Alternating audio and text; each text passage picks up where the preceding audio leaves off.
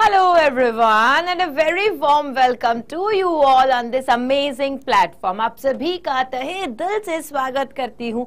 मैं आपकी English educator पूजा शर्मा और आप सभी को आज की क्लास में होने वाली जो सारी चीजें हैं वो बताने वाली हूँ। बट पहले आप मुझे बताओ कैसे हो सारे जने, जल्दी से बता दो कैसे हैं सारे जने।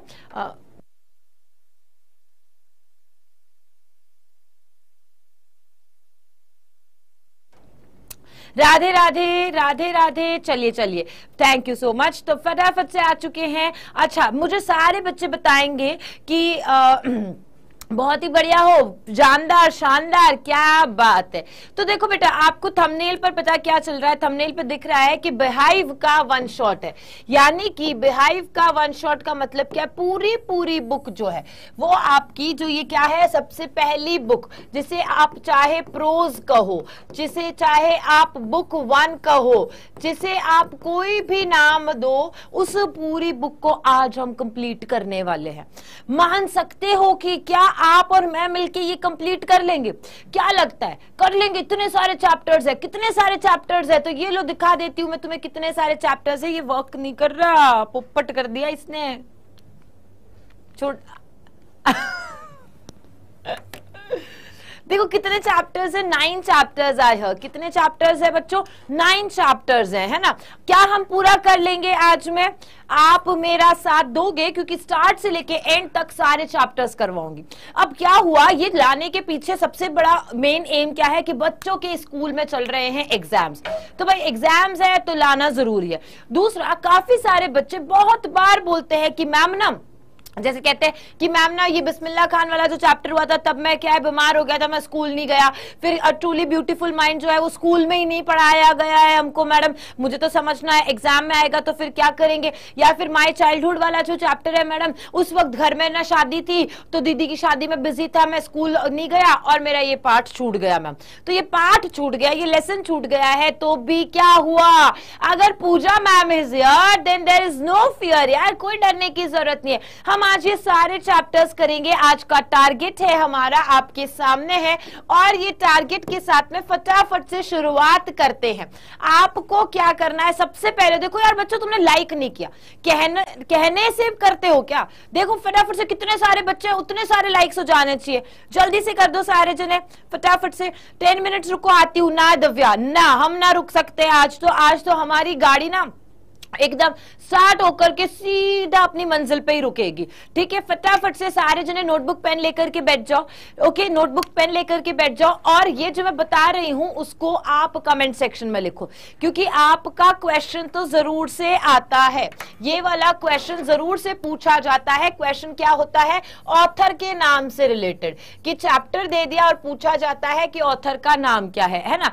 तो आपने देख लिया, प्रोज पार्ट है ये आज की बुक, यानी बिहाइव की बात करें तो इसके अंदर प्रोज होते हैं और प्रोज के सारे चैप्टर्स करेंगे आज की क्लास में। बहुत ही अच्छे से समझाऊंगी, आराम से समझाऊंगी, कहीं से भी कुछ भी समझ में नहीं आया, कोई पार्ट छूट गया है तो भी सारा चीजें आज ही हो जाएंगी आपकी। ओके, तो देखो सबसे पहले क्या है, द फन दे एड, किसने लिखी है? इसाक एसिमोव ने लिखी है। देन आपके पास में द साउंड ऑफ म्यूजिक, इसके अंदर 2 पार्ट है, एक किसका है आपका, एवलिन ग्लिन का है और दूसरा है बिस्मिल्लाह खान का। यानी सेकंड चैप्टर में 2 पार्ट है, पार्ट ए और पार्ट बी। किसने लिखा है? देबुरा काउले ने लिखा है। किसने लिखा है? देबुरा काउले। सारे बच्चे लिखते रहेंगे यहाँ पर कमेंट सेक्शन में, इधर उधर की बातें करी या फिर अपने ना यहाँ पर प्यार व्यार किया ना, तो देख लेना भी, ये प्यार व्यार को ना नजर लगा दूंगी मैं और आज क्या लड़ाई हो जाएगी फिर तुम्हारी। तुम्हें पता है ना मेरी नजर, मेरे को भी नजर लग जाती है, तुम्हें भी लग जाएगी, इसलिए यहाँ प्यार व्यार नहीं, आज सिर्फ पढ़ाई। कल्पना कह रही है सुनो मैम, बेटा सुनेंगे पहले ये जो है वो कर लो। ब्रजेश सोनी कह रहे हैं कि ma'am next day is my English exam, तब तो आज की क्लास बच्चा तेरे लिए डेडिकेटेड है। जिसके कल एग्जाम है बेटा, उन सब के लिए आज की क्लास डेडिकेटेड है। ये बुक कौन सी है? बिहाइव बुक कर रहे हैं बेटा। वेरी गुड दीप, आपने आंसर कर लिया है ना। ये देखो यहाँ लिखा दिखाई आपको, बिहाइव है, टेक्स्ट बुक है, प्रोज है, ये सारी चैप्टर्स तुम्हारे हैं एग्जाम में और तुम्हारे बुक में भी है। एनसीईआरटी की बुक जो है और एनसीईआरटी के द्वारा दी गई ये जो बुक है इसके अंदर आपको ये सारी चीजें मिलेगी। नेक्स्ट चैप्टर जो थर्ड चैप्टर है तुम्हारा वो कौन सा है? द लिटिल गर्ल है। कौन सा है? The little girl. Little girl के कौन है राइटर? कैथरीन मैन्सफील्ड है। कौन है? कैथरीन मैन्सफील्ड है। फिर आता है आपके पास में अ ट्रूली ब्यूटीफुल माइंड। अब जो अ ट्रूली ब्यूटीफुल माइंड है किसके बारे में बताया? इसाक न्यूटन के बारे में बताया इसके अंदर, है ना। और तो इसके अंदर जो बताई वो सारी चीजें ऑटोबायोग्राफी से ली गई, इसलिए इसका कोई पर्टिकुलर राइटर नहीं। Then snake and the mirror है। स्नेक एंड द मिरर के कौन है? वाईकॉम मोहम्मद बशीर। कौन है? वाईकॉम मोहम्मद बशीर। ध्यान से देखो। फिर माय चाइल्डहुड, बचपन की बातें बताते हैं। कौन बताते हैं? एपीजे अब्दुल कलाम। तो यहां पर आपके पास में आता है एपीजे अब्दुल कलाम आता है। Then reach for the top है, इसके अंदर दो और स्टोरीज है। देखो यहां पर सेकंड चैप्टर में दो स्टोरीज है, किसके बारे में? एवलिन के बारे में और बिस्मिल्लाह के बारे में। वैसे ही सेवेंथ चैप्टर जो है तुम्हारा रीच फॉर द टॉप, उसमें भी दो स्टोरीज है। किसकी? संतोष यादव की और मारिया शारापोवा। अब जब हम ये चार ऐसे लोगों के बारे में पढ़ेंगे, जानेंगे, तब हमें इतना इंस्पिरेशन मिलेगा, इनसे इतना याद करने को, इनसे इतनी ज्यादा मोटिवेशन मिलेगी कि हम अपनी लाइफ में जो हमारे सपने हैं उन्हें जरूर से पूरा करें। इतना ज्यादा इंस्पायर करेंगे ये चैप्टर्स आपको कि आपको खुद को लगेगा कि यार हम क्या कर रहे हैं, हम क्यों नहीं कर रहे हैं, वो सारी चीजें, बहुत ज्यादा चीजें लगेगी। देन आता है आपके पास में क्या? काठमांडू। काठमांडू किसने लिखी है? विक्रम सेठ ने लिखी है। And then if I were you, ये किसने लिखी है? डगलस जेम्स ने लिखी है। आ गई बात समझ में? सबको हो गया क्लियर? सबको हो गया क्लियर? ये सारे चीजें आज का टारगेट है, तो जल्दी से एक बारी आप क्या करो? लिट भेज दो, प्यार भेज दो अपना, है ना, प्यार भेज दो अपना मुझे जल्दी से। मेरे सारे प्यारे प्यारे से बच्चा लोग मुझे प्यार भेजेंगे और फिर हम स्टार्ट कर रहे हैं क्लास को। फिर हम लोग स्टार्ट करने वाले हैं क्लास को, है ना। ओके ओके ओके, चलो very well done. Ma'am time table बता दो बेटा। टाइम टेबल क्या, किस सीजन का टाइम टेबल बताना है? आपके एग्जाम का टाइम टेबल तो आपके स्कूल वाले बताएंगे ना। चलो हाँ, अभी मजा आएगा ना भिड़ू? बिल्कुल बिल्कुल, अभी मजा आएगा। चलिए थैंक यू सो मच। चलो फायर अप वेरी फर्स्ट कौन सा है? The fun they had. अब इसके राइटर का नाम क्या है? इसाक। आपको यहां से याद रखना है, जैसे ही मैं पूछूं इनके राइटर का नाम क्या है तो आपको बताना है कि राइटर है, नहीं है तो आपको बताना है कि नहीं मैम राइटर नहीं है। तो इस चैप्टर का नाम क्या है आपका? चैप्टर का नेम है कौन सा? ये रहा, the fun they had. The fun they had, ठीक है। इसके बारे में सुनो, बहुत सारे क्वेश्चंस, कितने? करीबन तुम्हारे 7 मार्क्स के क्वेश्चंस बेटा इसमें से आते हैं। 7 मार्क्स के क्वेश्चंस जो है वो इस चैप्टर में से आते हैं। 7 मार्क्स के चैप्टर यानी 7 मार्क्स का क्वेश्चंस आते हैं। मान के चलो कि 2 से 3 नंबर का जो आता है वो तुम्हारा शॉर्ट क्वेश्चन आता है और बाकी का जो तुम्हारे 4 मार्क्स का आता है वो तुम्हारे किसका आता है? लॉन्ग आता है। ये आते ही क्वेश्चंस हैं बेटा। अब ध्यान से आराम से सुन लो, ऐसे बैठ जाओ, ऐसे आराम से बैठ जाओ, आराम से, बट स्ट्रेट बैठना, ऐसे नहीं कि सर्दी है तो आप ना बेड के अंदर घुस गए, है ना, रजाई वजाई डाल ली, ऐसा करा ना तो एक भी क्वेश्चन नहीं आएगा, फिर देख लेना, ठीक है। तो देखो पहला क्या है? ये स्टोरी बिगिन के साथ होती है। 2 बच्चे हैं, दोनों बच्चों का नाम क्या है बेटा? एक है मार्गी, एक है टॉमी। क्या नाम है? मार्गी एंड टॉमी। याद रखना है 2 कैरेक्टर्स। अगर आपको पूछे कि कौन है इसके 2 मेन कैरेक्टर्स तो ये कैरेक्टर्स के नेम याद रखना है। अगर पूछे कि स्टोरी में किसके बारे में बात की है? मार्गी और टॉमी के बारे में बात की, ठीक है। ये कहां होती है? तो इन the world of the future. आपसे पूछा जाए कि कब की स्टोरी है, स्टोरी का बैकग्राउंड पूछा जाए, स्टोरी का सेटअप पूछा जाए तो आपको क्या बताना है? आपको बताना है वर्ल्ड ऑफ द फ्यूचर। क्या बताना है? वर्ल्ड ऑफ द फ्यूचर, यानी भविष्य के बारे में बताया है, जहां पर कंप्यूटर्स जो है वो डोमिनेट करते हैं सारी चीजों को। यानी कंप्यूटर्स जो है वो क्या करते हैं? अपना रुतबा बताते हैं। सारी काम, सारी चीजें किस पर डिपेंड है? कंप्यूटर पे डिपेंड है। इससे ज्यादा, मोर ओवर, मतलब इसके अतिरिक्त, it also shows how the concept of schools and classrooms has transformed completely. क्या बताते हैं साथ ही साथ में स्टोरी में कि कैसे आज जो जमाने में क्या करा रहे हैं? स्कूल जाते हैं, क्लासरूम होता है, बोर्ड होता है, एक आदमी या एक औरत यानी कि एक इंसान के रूप में आपको कोई टीचर आकर के पढ़ाता है, वो पूरा चेंज हो गया, ये कंसेप्ट ही नहीं रहा है। तो अब ये ईयर पूछा है कौन सा है? याद रखना 2157, इसमें से क्वेश्चन आने के पूरे चांसेस है। क्वेश्चन आने के पूरे चांसेस किस में से है? ईयर कौन सा है? तो ईयर कौन सा है बेटा? 2157 है। मार्गी is writing in her diary. अब वो मार्गी जो है वो डायरी में लिख रही है। क्या लिख रही है? कि कैसे टॉमी को एक बुक मिली है। पहली बार उन्होंने कोई एक बुक देखी है। किसने देखी है?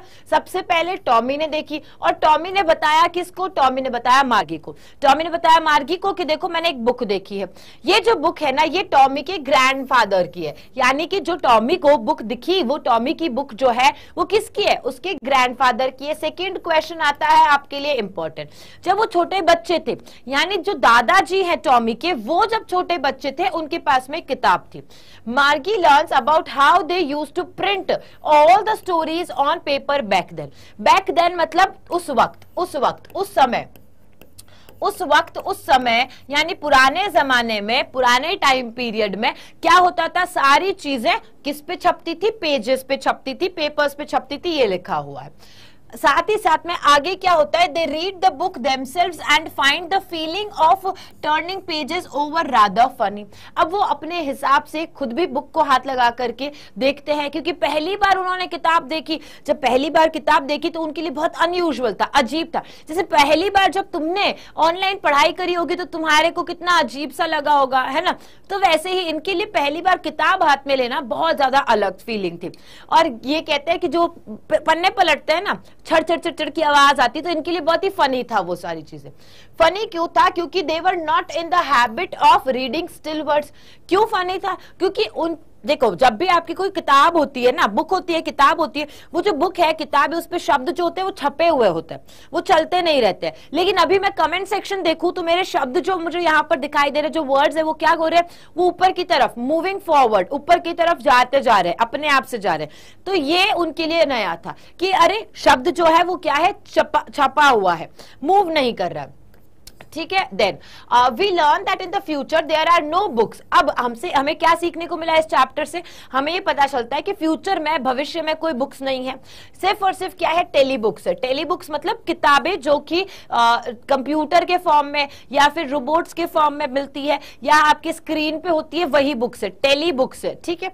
They store them in TV set, और ये जो है वो टीवी सेट में। अच्छा, आपने कभी सुना होगा, कभी बहुत पुराने जमाने में सुना होगा, मम्मी की जो शादी वादी की ना कैसेट होती है, मम्मी पापा की शादी की जो कैसेट होती है ना, वो कैसेट पहले जमाने में कैसे देखा करते थे कि टीवी है, टीवी के नीचे एक वीसीआर लगा होता था, वीसीआर लगा था या सीडी ड्राइव या ऐसा कुछ लगा होता था, उसके अंदर वो कैसेट डालते थे, सीडी डालते थे, तब वो चलती थी। सिमिलर उसी तरीके से एक रोबोट है, रोबोट के अंदर कैसेट डाल देते हैं और वो जो टेलीबुक है वो कैसेट के फॉर्म में डालोगे और वो चल जाएगी।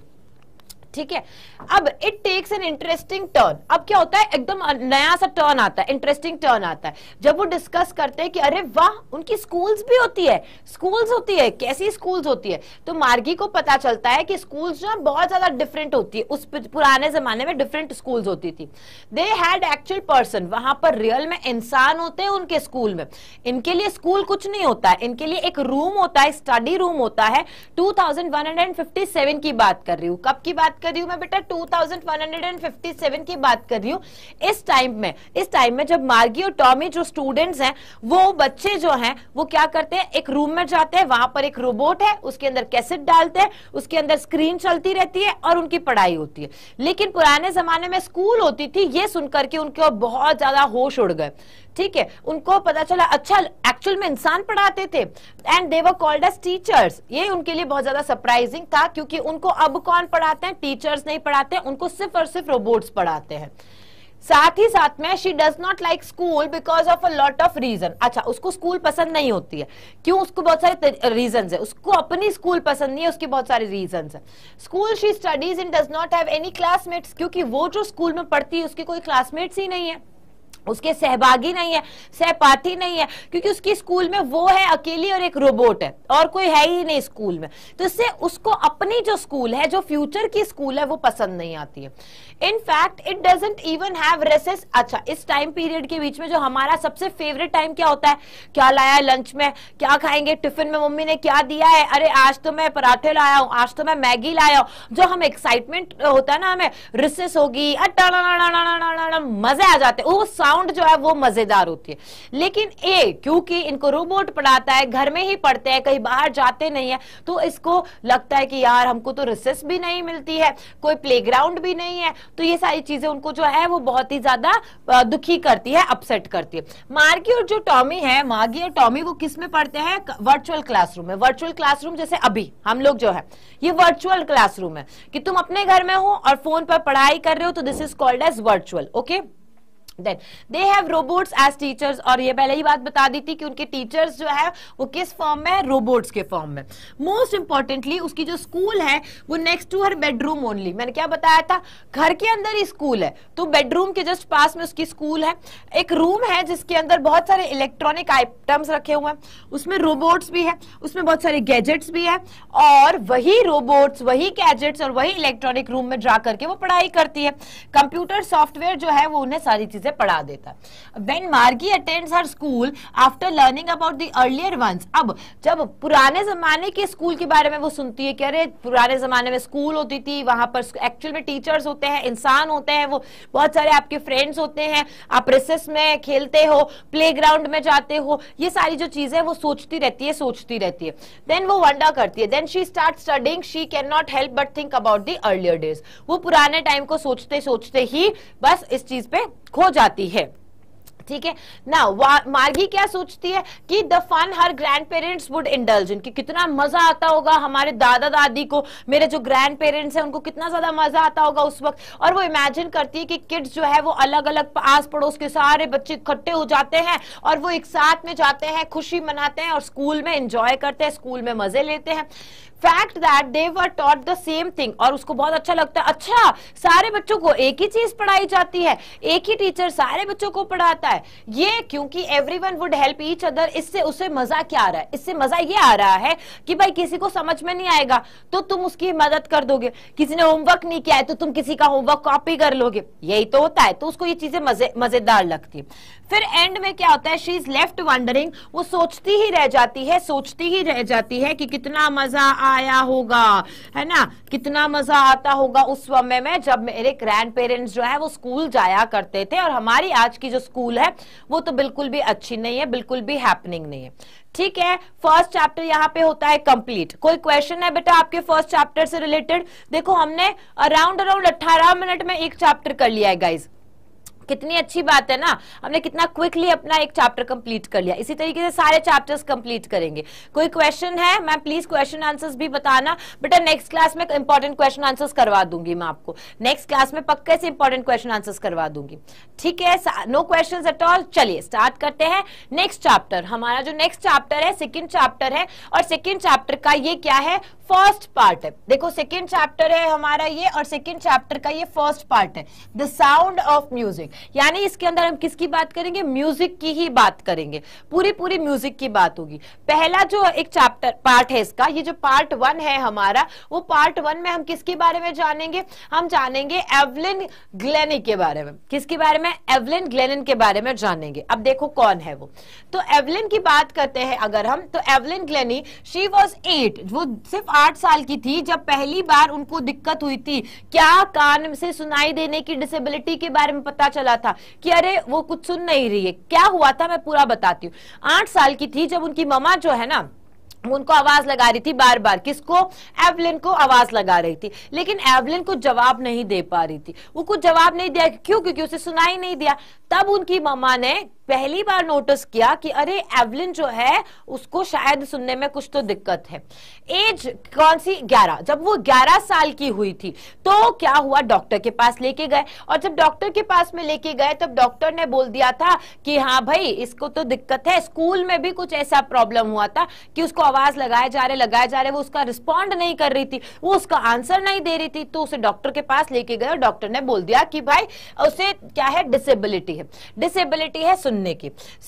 And she wants to do career in music. अब क्या हो गया, स्कूल वालों ने मना कर देते हैं ज्यादातर तो, लेकिन अब इसको क्या करना था, इसको तो म्यूजिक से बहुत प्यार था। किसे? एवलिन को। एवलिन को म्यूजिक से बहुत ज्यादा प्यार था और उसने सोच रखा था कि मुझे आगे अपने करियर में क्या करना है, म्यूजिक में जाना। अब तुम में से काफी सारे जैसे लोग हैं, काफी सारे मेरे प्यारे बच्चे हैं जो कि आईएएस बनना चाहते हैं, कोई यूपीएससी की तैयारी करना चाहता है, कोई एमबीए करना चाहता है, और कोई शायद एमबीबीएस करना चाहता है, कोई नीट क्लियर करना चाहता है, कोई आईआईटी करना चाहता है। तो ये बहुत सारे अपने अपने खुद के सपने हैं। इनका करियर गोल क्या था कि मुझे म्यूजिक में जाना है ना, लेकिन उनके टीचर ने उसे क्या किया, डिस्करेज किया। डिस्करेज करना मतलब क्या होता है, निरुत्साहित करना। डिस्करेज करने का मतलब क्या होता है, निरुत्साहित करना। तो उसके टीचर ने उसको क्या कर दिया, डिस्करेज कर दिया कि नहीं तुमसे कहां हो पाएगा, तुम तो सुन ही नहीं पाती हो। बट फॉर्चुनेटली मतलब भाग्यवश क्या हुआ, भाग्यवश उनको कौन मिले, रॉन फॉर्ब्स मिले। इनका नाम बहुत इंपॉर्टेंट है और यहां से तुम्हारे क्वेश्चन आएगा। जो रॉन फॉर्ब्स है ना, वो क्या थे आपके, एक बहुत प्यारा वर्ड है, वो है परक्यूशनिस्ट। परक्यूशनिस्ट कौन होते हैं, परक्यूशनिस्ट वो होते हैं जो बहुत सारे इंस्ट्रूमेंट्स बजाना जानते हो, है ना। परक्यूशनिस्ट वो कौन होते हैं जो बहुत सारे इंस्ट्रूमेंट्स बजाना जानते हैं। So who identified her potential. अब उनका किसका, एवलिन का पोटेंशियल जाना कि भाई कितना बच्चा कर सकती है, कितना इसमें दम है, कितनी ये कैपेबिलिटी रखती है, और उसको सपोर्ट किया अपने ड्रीम्स को अचीव करने के लिए कि तुम्हें म्यूजिक में करियर बनाना है। तो अगर क्वेश्चन आए बच्चा कि म्यूजिक में करियर बनाने के लिए किसने सबसे ज्यादा सपोर्ट किया, उनका नाम क्या है, रॉन फॉर्ब्स। पूछा जाए रॉन फॉर्ब्स खुद क्या थे, तो वो एक परक्यूशनिस्ट थे, इतना याद रखना। ओके, क्वेश्चन आएगा आपका यहां से पक्का जहां बता रही हूं वहां से आपके क्वेश्चन पुटअप होंगे बेटा जी, पक्का क्वेश्चंस होंगे, ठीक है। नाउ उन्होंने क्या किया, ही किसके लिए आया, रॉन फॉर्ब्स के लिए आया। ही किसके लिए आया, रॉन फॉर्ब्स के लिए आया। रॉन ने ट्रेनिंग दी, किसे दी, एवलिन को ट्रेनिंग दी, और उन्हें बोला कि तुम सेंस करो म्यूजिक को, किससे, different parts of your body, क्योंकि वो सुन तो नहीं सकती है। और म्यूजिक में सबसे बड़ा काम क्या है, कानों का काम है। सबसे बड़ा काम किसका है, कानों का, क्योंकि आप म्यूजिक को सुनते हो तभी आप उसके अंदर है ना एकदम गुम हो जाते हो, आप उसको फील करते हो। अब वो सुन नहीं सकती, तो फिर रॉन ने उसे बोला कि देखो आप ऐसा करो, अपनी बॉडी से कहां से तुम्हें फील होता है म्यूजिक, वो पहले पता लगाओ। Suddenly she was excited to feel the vibrations in the every part of her body. अब जब रॉन ने उन्हें ये बात बोली, तो फिर उन्होंने क्या किया, अपनी बॉडी से समझने की, फील लेने की कोशिश की कि कहां से मुझे फील हो रही है म्यूजिक की बीट्स, म्यूजिक की वाइब्रेशंस, म्यूजिक की कंपन, ठीक है। देन एवलिन ने फॉलो किया उनको, and like an obedient student. कैसे, ये बहुत इंपॉर्टेंट है कि रॉन की वो क्या बन गई थी, ओबीडियंट स्टूडेंट बन गई थी, जैसा वो कहते वैसा वो काम करते। And in the meantime she had learn to open her body and mind to sounds and vibrations. और जैसा उनके सर ने, रॉन फॉर्ब्स ने बोला था, वैसे वो हर बॉडी पार्ट से एकदम खुला होकर के हर चीज को सीखती, वाइब्रेशंस को समझती। After this she never looked back. इसके बाद में उन्होंने कभी पीछे मुड़कर देखा ही नहीं। तो स्ट्रगल तो देखो एवलिन ने भी बहुत किया, उनको भी डिस्करेजमेंट किया गया, उनको भी डिस्करेज किया, उनके भी टीचर ने बोला तू कुछ नहीं कर सकती है, तुम तो सुन भी नहीं सकती हो, तुम्हारा म्यूजिक में कुछ नहीं हो सकता। लेकिन उन्होंने इतना बड़ा नाम करा इस फील्ड में, बहुत बड़ा नाम करा, है ना। एवलिन ने फिर ज्वाइन किया famous royal academy of music. ये फिर से तुम्हारा क्वेश्चन आता है गाइस, बहुत इंपॉर्टेंट क्वेश्चन आता है कि एवलिन ने किसे ज्वाइन किया था, तो रॉयल अकेडमी ऑफ म्यूजिक। वहां पर उन्होंने बहुत दिन रात मेहनत करी, हार्ड वर्क किया, स्ट्रॉन्ग डिटर्मिनेशन के साथ में उन्होंने अपना पूरा काम किया, एंड वो क्या कर गई, वहां पर टॉप कर गई। जैसे तुम्हारा सपना है कि मुझे क्लास 9th में टॉप करना है, मुझे 10th में जो स्टेट लेवल पे है टॉप करना है, मुझे डिस्ट्रिक्ट लेवल पे टॉप करना है, ये तुम्हारा सपना है, right.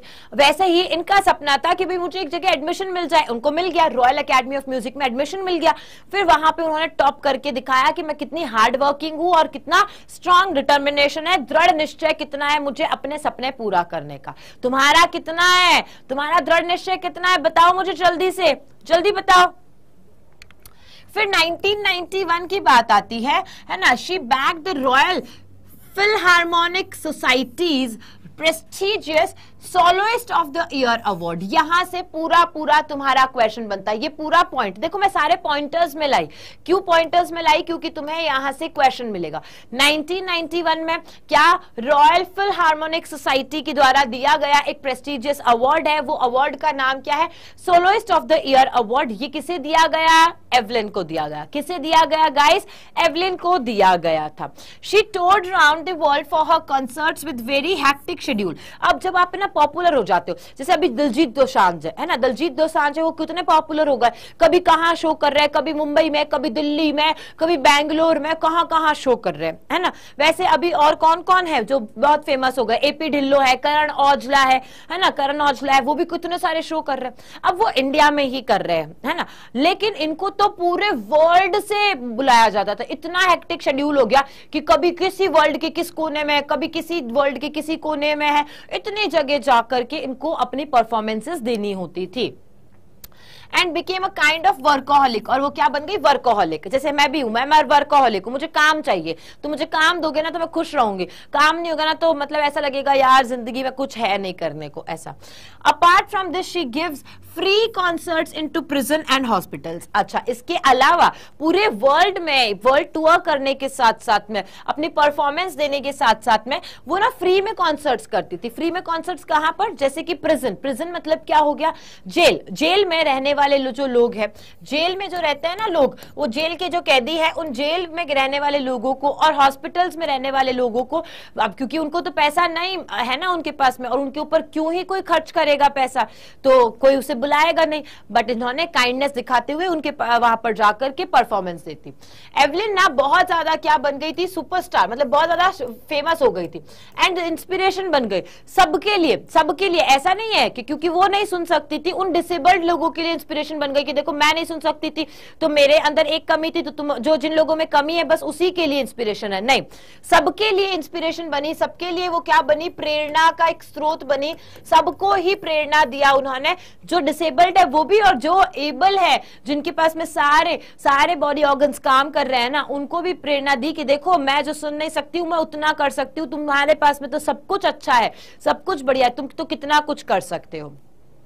She achieved more than most people twice her age। उन्होंने अपनी छोटी सी एज में क्या कर लिया था? उनकी एज से जो बहुत ज्यादा बड़े होते हैं लोग, उनके भी एक्सपीरियंस जो होता है उतना कमा लिया। यानी मैं कहती हूँ कि भाई जैसे एक बात कहते हैं कि भाई एक एज में ना ये काम होना चाहिए, ऐसा कहते हैं ना, लेकिन उन्होंने उससे डबल अचीव कर लिया, उससे भी डबल अचीव कर लिया। She has inspired those who are handicapped। उन्होंने हैंडीकैप लोगों को इंस्पायर करा और बिलीव करवाया उनको कि देखो मैं कर सकती हूं तो तुम भी कर सकते हो। ठीक है, अब सेकंड चैप्टर, इसी का सेकंड पार्ट, इसी का बच्चा क्या है हमारे पास में? Second part, the sound of the music का सेकंड पार्ट। और इसके अंदर हम किसके बारे में बात करेंगे? बिस्मिल्लाह खान के बारे में बात करेंगे। ये कौन सा पार्ट है गाइस? सेकंड पार्ट है। अच्छा, बहुत आराम से समझ में आ रहा होगा, होपफुली किसी को कोई दिक्कत नहीं होगी, होपफुली कोई भी परेशान नहीं हो रहा होगा। जल्दी से बताओ, किसी को कोई दिक्कत परेशानी नहीं ना? मैम हम सभी को भी इस चैप्टर से प्रेरणा लेनी चाहिए। बिल्कुल अश्विनी, बिल्कुल बिल्कुल सही कह रहे हैं आप। यस एवलिन अभी तक है। चलो आ जाओ, नेक्स्ट चैप्टर हमारे पास में आता है किसका? बिस्मिल्लाह खान। अब बिस्मिल्लाह खान क्या बजाते थे बच्चा?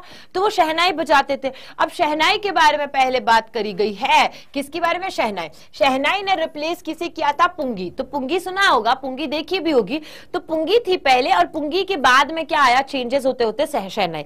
ये जो सारे ना ब्लो करने वाले हैं वाद्य यंत्र, जो सारे ब्लो करने वाले जिसमें हवा फूकी जाती है और फिर साउंड क्रिएट होता है, तो ये उस कैटेगरी का ही एक पार्ट है। ठीक है, which had a shrill unpleasant sound. अब पुंगी में जो क्या आता है ना, बहुत तीखी सी आवाज आती थी।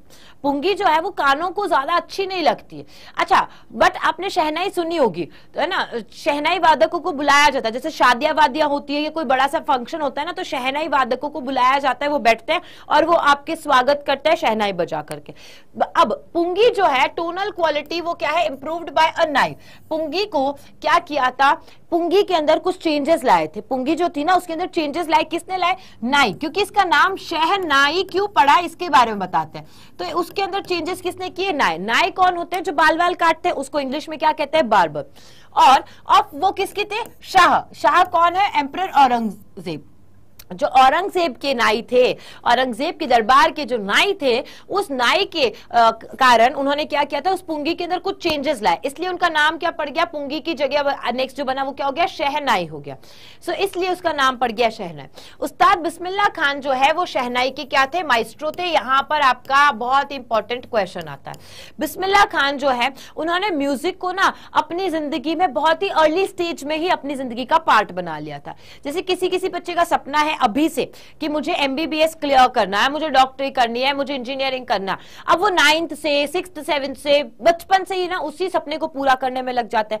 वैसे ही उस्ताद बिस्मिल्लाह खान जो थे ना, उन्होंने अपनी लाइफ में म्यूजिक को बहुत जल्दी ही अपना लिया था। उनको पता था मुझे जिंदगी में क्या करना है, म्यूजिक को ही अपनी जिंदगी जो है वो डिवोटेड करनी है।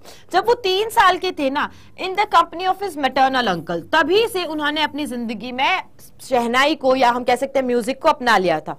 उनके जो मामाश्री हैं, उनके जो मामाश्री थे ना, वो मामाश्री ने क्या करा था, वो इसी तरीके से काम करते थे, है ना, इसी में संगीत में ही उनका एक पार्ट था।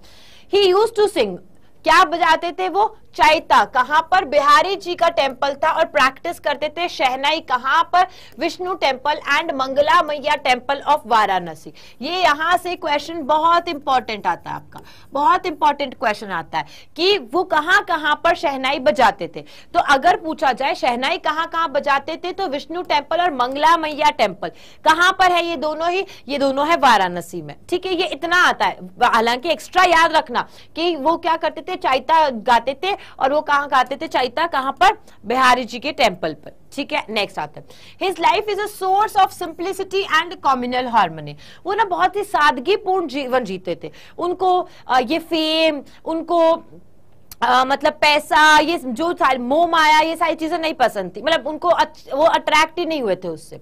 बिस्मिल्लाह Khan got his big break, पहला बड़ा ब्रेक कब मिला था। जैसे एक एग्जांपल देती हूँ, क्या होता है आपको आपकी लाइफ में ना, आप सोचते हो यार एक बार मुझे चांस मिल जाए कि मैं अपने आप को प्रूव करके दिखाऊं, एक बार मुझे मैम ना स्टेज पे बुलाए, मेरे को हेड बना दे स्कूल का, मुझे मॉनिटर बनाए, एक बार मुझे मॉनिटर बना दे, तो वो बिग चांस होता है।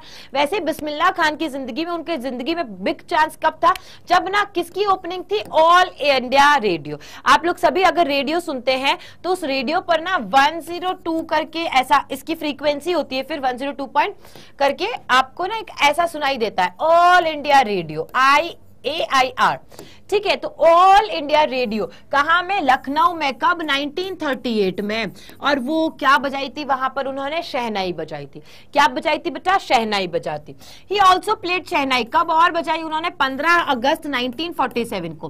कहां से, लाल किले से। कहां से, लाल किले से बजाई थी उन्होंने 15 अगस्त 1947, यानी कि हमारे लिए, भारतवासियों के लिए बहुत बड़ा दिन, क्योंकि इसी दिन हमें क्या मिला था, स्वतंत्रता मिली थी, इंडिपेंडेंस डे। और उस दिन उन्होंने पंडित जवाहरलाल नेहरू के प्रेजेंस में, उनकी उपस्थिति में शहनाई बजाई थी। तो ये दोनों ही चीजें हमें याद रखनी है। पहला कब बजाया था, मतलब पहला बिग चांस कब मिला था, ब्रेक कब मिला था, ऑल इंडिया रेडियो में, जब लखनऊ में 1938 में उन्होंने बजाया था। और दूसरा 1947 15 अगस्त को, किसकी प्रेजेंस में, पंडित जवाहरलाल नेहरू के प्रेजेंस में। बहुत सारी परफॉर्मेंसेस दी है उन्होंने, इंडिया और अब्रॉड मतलब विदेश। अब्रॉड मतलब क्या होता है बेटा, विदेश। बहुत सारी उन्होंने अच्छी मेमोरेबल, यादगार अपनी क्या दी है, परफॉर्मेंसेस दी हैं। He also gave music into 2 movies. 2 movies जो है उनका नाम है, जैसे पहला गूंज उठी शहनाई और दूसरा नाम है सनाधी अपनाना। ये दोनों मूवीज के अंदर भी उन्होंने एक म्यूजिक दिया है अपना। He was so fond of his Motherland, उनको अपनी भारत यानी कि इंडिया, यानी अपनी धरती से, अपनी मातृभूमि से इतना प्यार था, और बनारस से स्पेशली उनको इतना प्यार था, गंगा किनारे से इतना प्यार था कि उनको बहुत बार बाहर बुलाया गया। उनको कहा गया कि आप ना USA में रह लो, है ना, और वहां पर आप क्या बन जाओ, एक ओहदा दिया गया, एक रेप्यूटेड पोस्ट दी गई। क्या थी, हेड ऑफ शहनाई स्कूल, जो कहां पर खोली गई, USA में खोली गई। आप वहां आ जाओ, लेकिन उन्होंने उस चीज को स्वीकारा नहीं, उन्होंने उसे रिफ्यूज कर दिया। 2001 के अंदर उस्ताद बिस्मिल्लाह खान जो है उन्हें अवार्ड किया गया इंडिया के हाईएस्ट सिविलियन अवार्ड से, और वो क्या है, भारत रत्न। मैंने आपको बहुत बार बताया है कि इंडिया में जो हाईएस्ट सिविलियन अवार्ड्स है उसमें सबसे ऊपर आता है भारत रत्न, उसके बाद में आपके पास में पद्मश्री, पद्म विभूषण और सब उसके बाद में भारत रत्न, फिर पद्म विभूषण, फिर पद्म भूषण और फिर आता है पद्मश्री। ये थोड़े बेसिक नॉलेज है जो आपको हमेशा से दिमाग में रखनी चाहिए, ठीक है। यहां पे आपको कंप्लीट हो गया, 2001 में उनको अवार्ड दिया गया था, यहां तक आपको याद रखना। 2 चैप्टर हमने करीबन आधे घंटे में कर लिए, है ना, हाफ एन आवर में 2 चैप्टर कर लिए। पर अरे मम्मा, ये तो मैम ने तो 9 चैप्टर्स कराने हैं, 9 चैप्टर्स तो बहुत लंबी क्लास हो जाएगी। अरे नहीं होगी, बहुत स्पीड पकड़ेंगे। शुरुआत के जो चैप्टर्स होते हैं ना, वो शुरुआत के चैप्टर्स में आपको लगता है, लेकिन बाद में ऐसा फ्लो में आ जाते हैं हम कि हमें लगता ही नहीं है कि कब कहाँ टाइम हमारा हो गया। तो क्या स्टार्ट करें नेक्स्ट चैप्टर? मैम ग्रामर की क्लास कब होगी? हर्ष प्रताप नेक्स्ट ले आएंगे कभी ग्रामर की क्लास। आप ना वो मुझे कमेंट सेक्शन में बता देना कि आपको नेक्स्ट क्लास किस पे चाहिए। आपको इंपॉर्टेंट क्वेश्चंस की चाहिए, आपको ग्रामर की चाहिए, आपको राइटिंग की चाहिए, लेटर चाहिए, कुछ भी जो भी चाहिए वो नेक्स्ट में बता देना, है ना, ठीक है।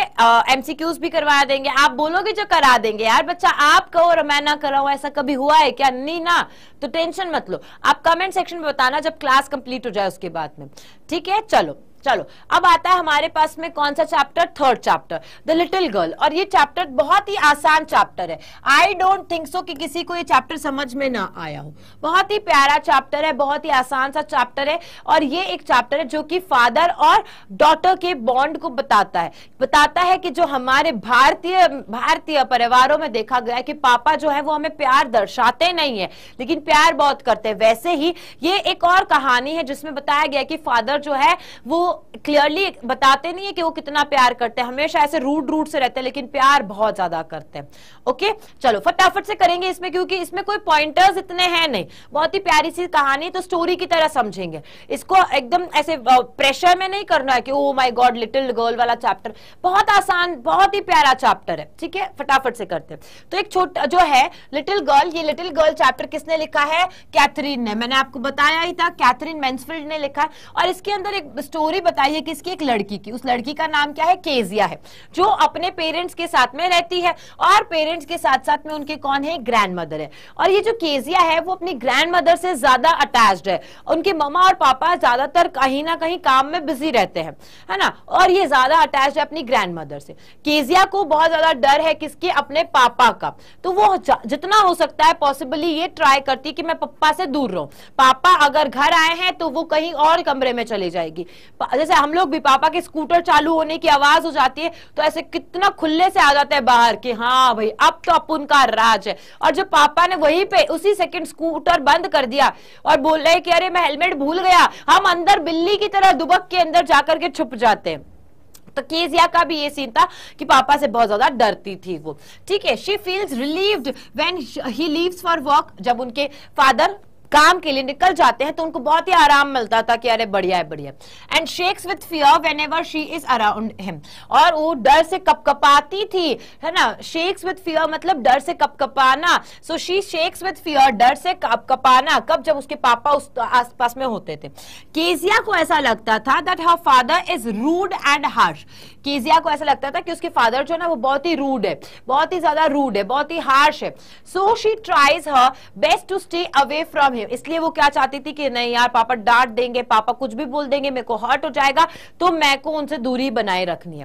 केजिया की जो ग्रैंड मदर है वो बार बार उनको कहती थी कि जस्ट ट्राई, अपने पापा के पास में जाओ और पापा को अंडरस्टैंड करने की कोशिश करो, अपने पेरेंट्स को अंडरस्टैंड करने की कोशिश करो, अपना थोड़ा पेरेंट्स के साथ में। तो ग्रैंड मदर ने केजिया को एक बारी कहा था कि जाकर के अपने पेरेंट्स के साथ में बैठो, ड्राइंग रूम में बैठे हैं। लेकिन Kezia usually felt they were cold towards her. They were cold towards हर का मतलब क्या है? कोल्ड मतलब ठंडे थे उसकी तरफ। ठंडा होने का मतलब है कि इग्नोर कर देना, ठंडा होने का मतलब है ज्यादा ध्यान नहीं देना, या फिर किसी की फीलिंग्स को आप क्या कर रहे हो? नजरअंदाज कर रहे हो, उसे कोल्ड कहा जाता है। So to give a cold shoulder, आप बहुत सारा देखोगे तो उसमें एक आएगा कोल्ड शोल्डर। ये कोल्ड शोल्डर का भी कहीं ना कहीं जो मीनिंग है वो यही है इसका मतलब है कि आपकी अंदर इमोशंस नहीं है। तो वो ट्राई करती थी कि उनके मम्मी पापा जब है, केजिया के पेरेंट्स जो है ड्राइंग रूम में बैठे हैं, तो वो जाकर के बैठे उनके पास में, लेकिन वो अपने काम में इतना बिजी होते थे, उसके ऊपर ध्यान नहीं देते थे। एक दिन क्या हुआ कि ग्रैंड मदर ने उसे सजेस्ट किया कि केजिया क्यों ना तुम एक पिन कुशन बनाओ, पिन कुशन बनाओ और अपने पापा को गिफ्ट के तौर पे दो, क्योंकि तुम्हारे पापा का जो बर्थडे है वो क्या आ रहा है, अपकमिंग है, तुम्हारे फादर का जो बर्थडे है वो अपकमिंग है, so why don't you make a pin cushion. अब कुशन क्या होता है, लेट मी शो यू, अगर आपको इजीली फोन में दिखाई दे जाएगा तो लेट मी टेल यू।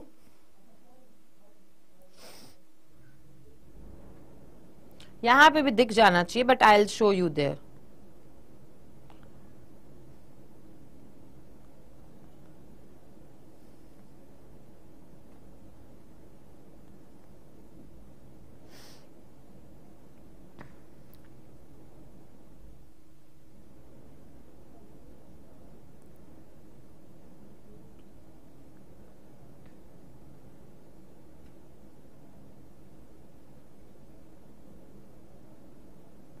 ये देखो, ये सबसे इजी है, सबसे इजी वाला जो आप लोगों को दिखाई देगा, ये देखो ऐसे वाला, सबको कहीं ना कहीं घरों में किसी ना किसी के द्वारा बनाते हुए देखा होगा। दिस इज दी वन, ये है बेसिकली, इसको कुशन कहते हैं, है ना, इसको कुशन, जिसके अंदर देखो पिलो अलग होता है, कुशन अलग होता है, ओके, पिलो अलग होता है, कुशन अलग होता है। तो वो उसको बोला कि क्यों ना तुम भी कुशन बनाओ, अपने फादर का, उनके फादर, केजिया के फादर का जो है वो बर्थडे आने वाला है, तो वो बर्थडे पे उनको गिफ्ट करना। केजिया ने ये देखा कि अच्छा ठीक है, दादी ने बोला है और मेरे पापा खुश हो जाएंगे, तो why don't I work hard. तो उसने ना हार्ड वर्क करना स्टार्ट कर दिया। उसने क्या करा, उसने 3 साइड से सिल दिया, मतलब समझ लीजिए कि ये है कुशन, ये क्या है, इस तरीके से, ओहो हो, इतना बेकार भी कुशन नहीं होता है, ये तो तुम्हारी मैम की ड्राइंग बेकार है, ये तो तुम्हारी मैम की ड्राइंग बेकार थी, है ना, इतना बेकार कुशन नहीं होता है, कुशन बहुत प्यारा होता है। देखो ऐसा समझ लो, ठीक है। अब उसने क्या किया, यहां से सिल दिया, फिर यहां से भी सिल दिया, अब यहां से भी सिल दिया, ठीक है ना। एक पार्ट को खुला रखा जाता है, एक पार्ट को खुला इसलिए रखा जाता है कि ताकि उसमें फिल कर सके, है ना। हालांकि खुला इतना सा ही रखते हैं, जो बहुत ज्यादा टैलेंटेड हो जाते हैं, जो टाइम के साथ में सीख जाते हैं, तो वो क्या करते हैं, इतना सा खुला रखते हैं और फिर स्टफ कर देते हैं, उसके अंदर भर देते हैं। लेकिन अब ये बच्ची थी तो उसने क्या किया, एक पूरा पार्ट खुला रखा। अब सोच रही है कि इसके अंदर मैं फिल क्या करूं, है ना, अब इसके अंदर फिल क्या करूं। Then she wondered what to use for stuffing, stuff क्या करे, उसके अंदर भरा क्या जाए, क्या भरो। एंड देन वो अपने मम्मा के बेडरूम के अंदर जाती है, वहां पर उसे कुछ चीजें दिखाई देती है, कुछ स्क्रैप्स दिखाई देते हैं, वहां पर ही उसे ना फाइन शीट ऑफ पेपर दिखाई देता है। फाइन शीट्स ऑफ पेपर का मतलब है बहुत ही प्यारे प्यारे ग्लॉसी पेपर्स, है ना, अच्छे से शानदार से प्यारे प्यारे से पेपर्स वहां पर दिखाई दिए। उसने उसको क्या किया, टोर करना मीन्स क्या होता है, फाड़ना। उसने उसे फाड़ा और छोटे छोटे छोटे टुकड़े कर दिए और उसको स्टफ कर दिया उस पिन कुशन के अंदर, ठीक है, और उसको स्टिच कर दिया। उसने चारों साइड को स्टिच कर दिया। स्टिच करना मतलब सिलना, चारों साइड से सिल दिया। वो जो पेपर्स थे ना बच्चा, वो उसके फादर के इंपॉर्टेंट पेपर्स थे, जो कि उनको स्पीच देनी थी किसको, पोर्ट अथॉरिटी को। तो उसके फादर जो है वो हो सकता है कि बहुत बड़े रेप्यूटेड पोस्ट पे हो, तो उनको स्पीच देनी थी, किसको, पोर्ट अथॉरिटी को जो है वो स्पीच देनी थी, भाषण देना था। और वो भाषण उस पे लिखा हुआ था, उन पेपर्स पे लिखा हुआ था।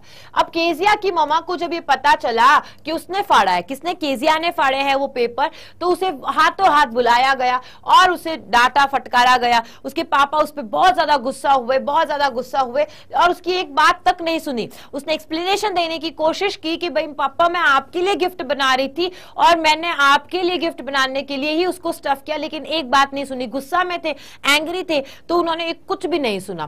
केजिया जो है वो बहुत ज्यादा जो है वो रोई। क्यों रोई थी वो, क्योंकि उसको पनिश किया गया, उसे मारा था, उसे थप्पड़ मारा था, थप्पड़ नहीं मार के स्केल से मार दिया था, है ना, स्केल से मार दिया था। और उसके जो पिंक पिंक पाम से, छोटे छोटे से प्यारे प्यारे से आपकी हथेलियां होती है ना, तो वो लाल लाल से ऐसे हो जाती है, जब मार पड़ती वैसे वैसे हो गया।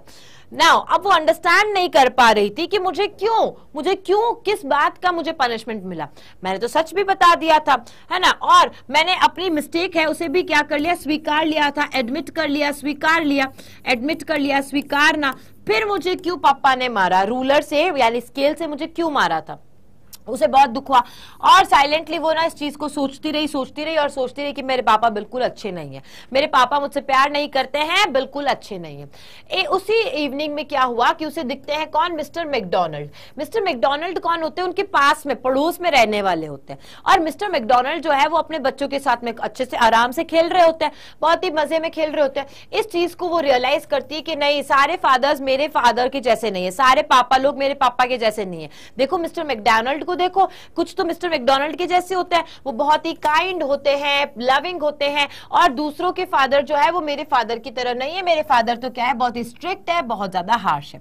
केजिया ये फील करने लगती है कि ना कि मतलब मेरे पापा जो है वो मैं जैसे चाहती हूँ मेरे पापा वैसे नहीं है। एक दिन क्या होता है कि उसकी मम्मा जो है सडनली क्या होती है, बीमार पड़ जाती है और उनको कहाँ पे एडमिट करवाना पड़ता है, हॉस्पिटल में एडमिट कराना पड़ता है। ग्रैंड मदर भी डेफिनेटली वो किसके साथ होती है, उसकी मम्मा के पास में होती है। अकेली केजिया जो है वो घर में रह जाती है और घर में एक एलिस नाम का जो है वो कुक भी है, एलिस नाम का कुक भी है, यानी कुक मतलब क्या हुआ, रसोईया।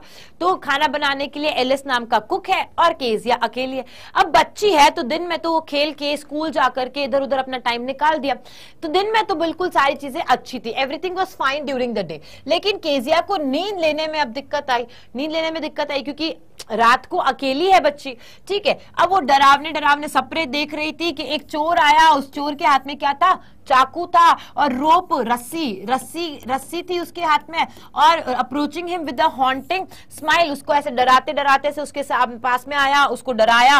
अब वो हिल नहीं पा रही है, कुछ मूवमेंट नहीं कर पा रही है। इतना डरावना, नाइटमेयर मतलब डरावना सपना, नाइटमेयर मतलब डरावना सपना।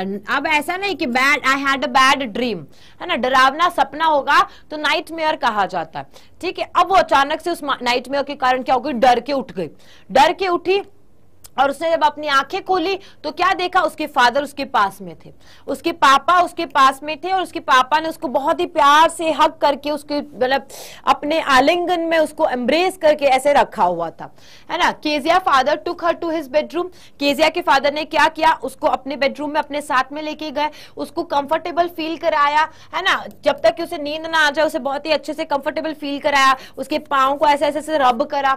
ही kindly allowed her to warm her feet, मैंने बता दिया। एट दैट टाइम केजिया को, उस वक्त केजिया को लगा कि हाँ मैं सेफ हूं, मेरे पास कोई है ना, अब मुझे सोचने की और डरने की जरूरत नहीं है क्योंकि मेरे पापा मेरे साथ में। और उसको ये भी रियलाइज हुआ कि मेरे पापा इतना स्ट्रिक्ट नहीं है जितना मैंने सोचा था। Then she felt that fatherly love she had missed and understood that he cared for her in his way, कि हर इंसान अपने तरीके से प्यार करता है और मेरे पापा का प्यार करने का तरीका अलग है। ओके ये समझ में आया। देन केजिया जो है वो ये समझ गई इस चीज को कि उसके फादर जो है क्योंकि पूरा दिन बहुत ज्यादा हार्ड वर्क करते हैं, दिन रात जो है वो बहुत ज्यादा हम कहते हैं ना मेहनत का काम करते हैं, और उसके बाद में वो क्या करते हैं, फैमिली के लिए करते हैं ये सारी चीजें, अपने लिए तो नहीं करते, फैमिली के लिए करते हैं। इस वजह से शायद वो क्या हो जाते हैं, थक जाते हैं, टायर्ड हो जाते हैं, एंड ग्रम्पी भी फील करते हैं। ग्रम्पी मतलब चिड़चिड़ा सा फील होना, तो चिड़चिड़े से हो जाते हैं, इसीलिए मेरे पापा जो है वो मेरे साथ में नहीं खेलते हैं। और उसके बाद से केजिया जो है वो क्या करती है, चेरिश करती है और अपने पापा के लिए केयर करती है, just as much as she did for her grandmother. जितना अपनी ग्रैंड मदर को लेके वो पॉजिटिव थी, केयरिंग थी और चेरिश्ड होती थी, उतना ही वो अब अपने पापा से भी प्यार करने लग गई। चलो यहाँ पे हमारे 3 चैप्टर्स हो गए कंप्लीट। बच्चा आपका 4th चैप्टर स्टार्ट करने से पहले बताओ क्या क्या भाई, क्या मजामा? मेरी तरफ से तो कोई भी यहाँ पर नेटवर्क इशू नहीं है, सबको समझ में आया?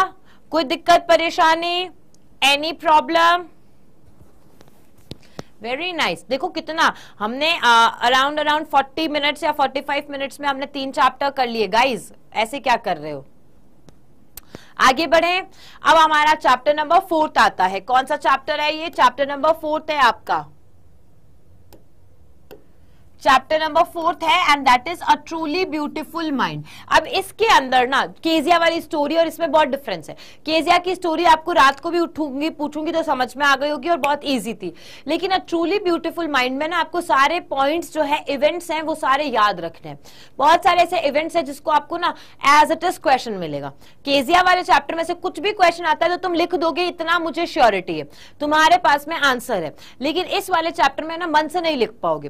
तो इस चैप्टर को ध्यान से देखना, ध्यान से सुनना, ध्यान से याद करना है इसको। ये चैप्टर बहुत इंपॉर्टेंट है, मैं लिख भी देती हूँ। ये चैप्टर बेटा बहुत बहुत इंपॉर्टेंट है। सबसे ज्यादा क्वेश्चन आपके एक तो कौन सा, द फन दे हैड में से आते हैं और दूसरा इसमें से आते हैं। पहला कौन सा बताया, द फन दे हैड में से आते हैं, दूसरा इसमें से क्वेश्चन आते हैं आपके। तो इसलिए इस चैप्टर को बहुत इंपॉर्टेंटली अच्छे से समझ के करना है। बिल्कुल आपको आइंस्टाइन के बारे में बताया जाएगा। तो देखो 14 मार्च की बात है। 14 मार्च कब की, 1879।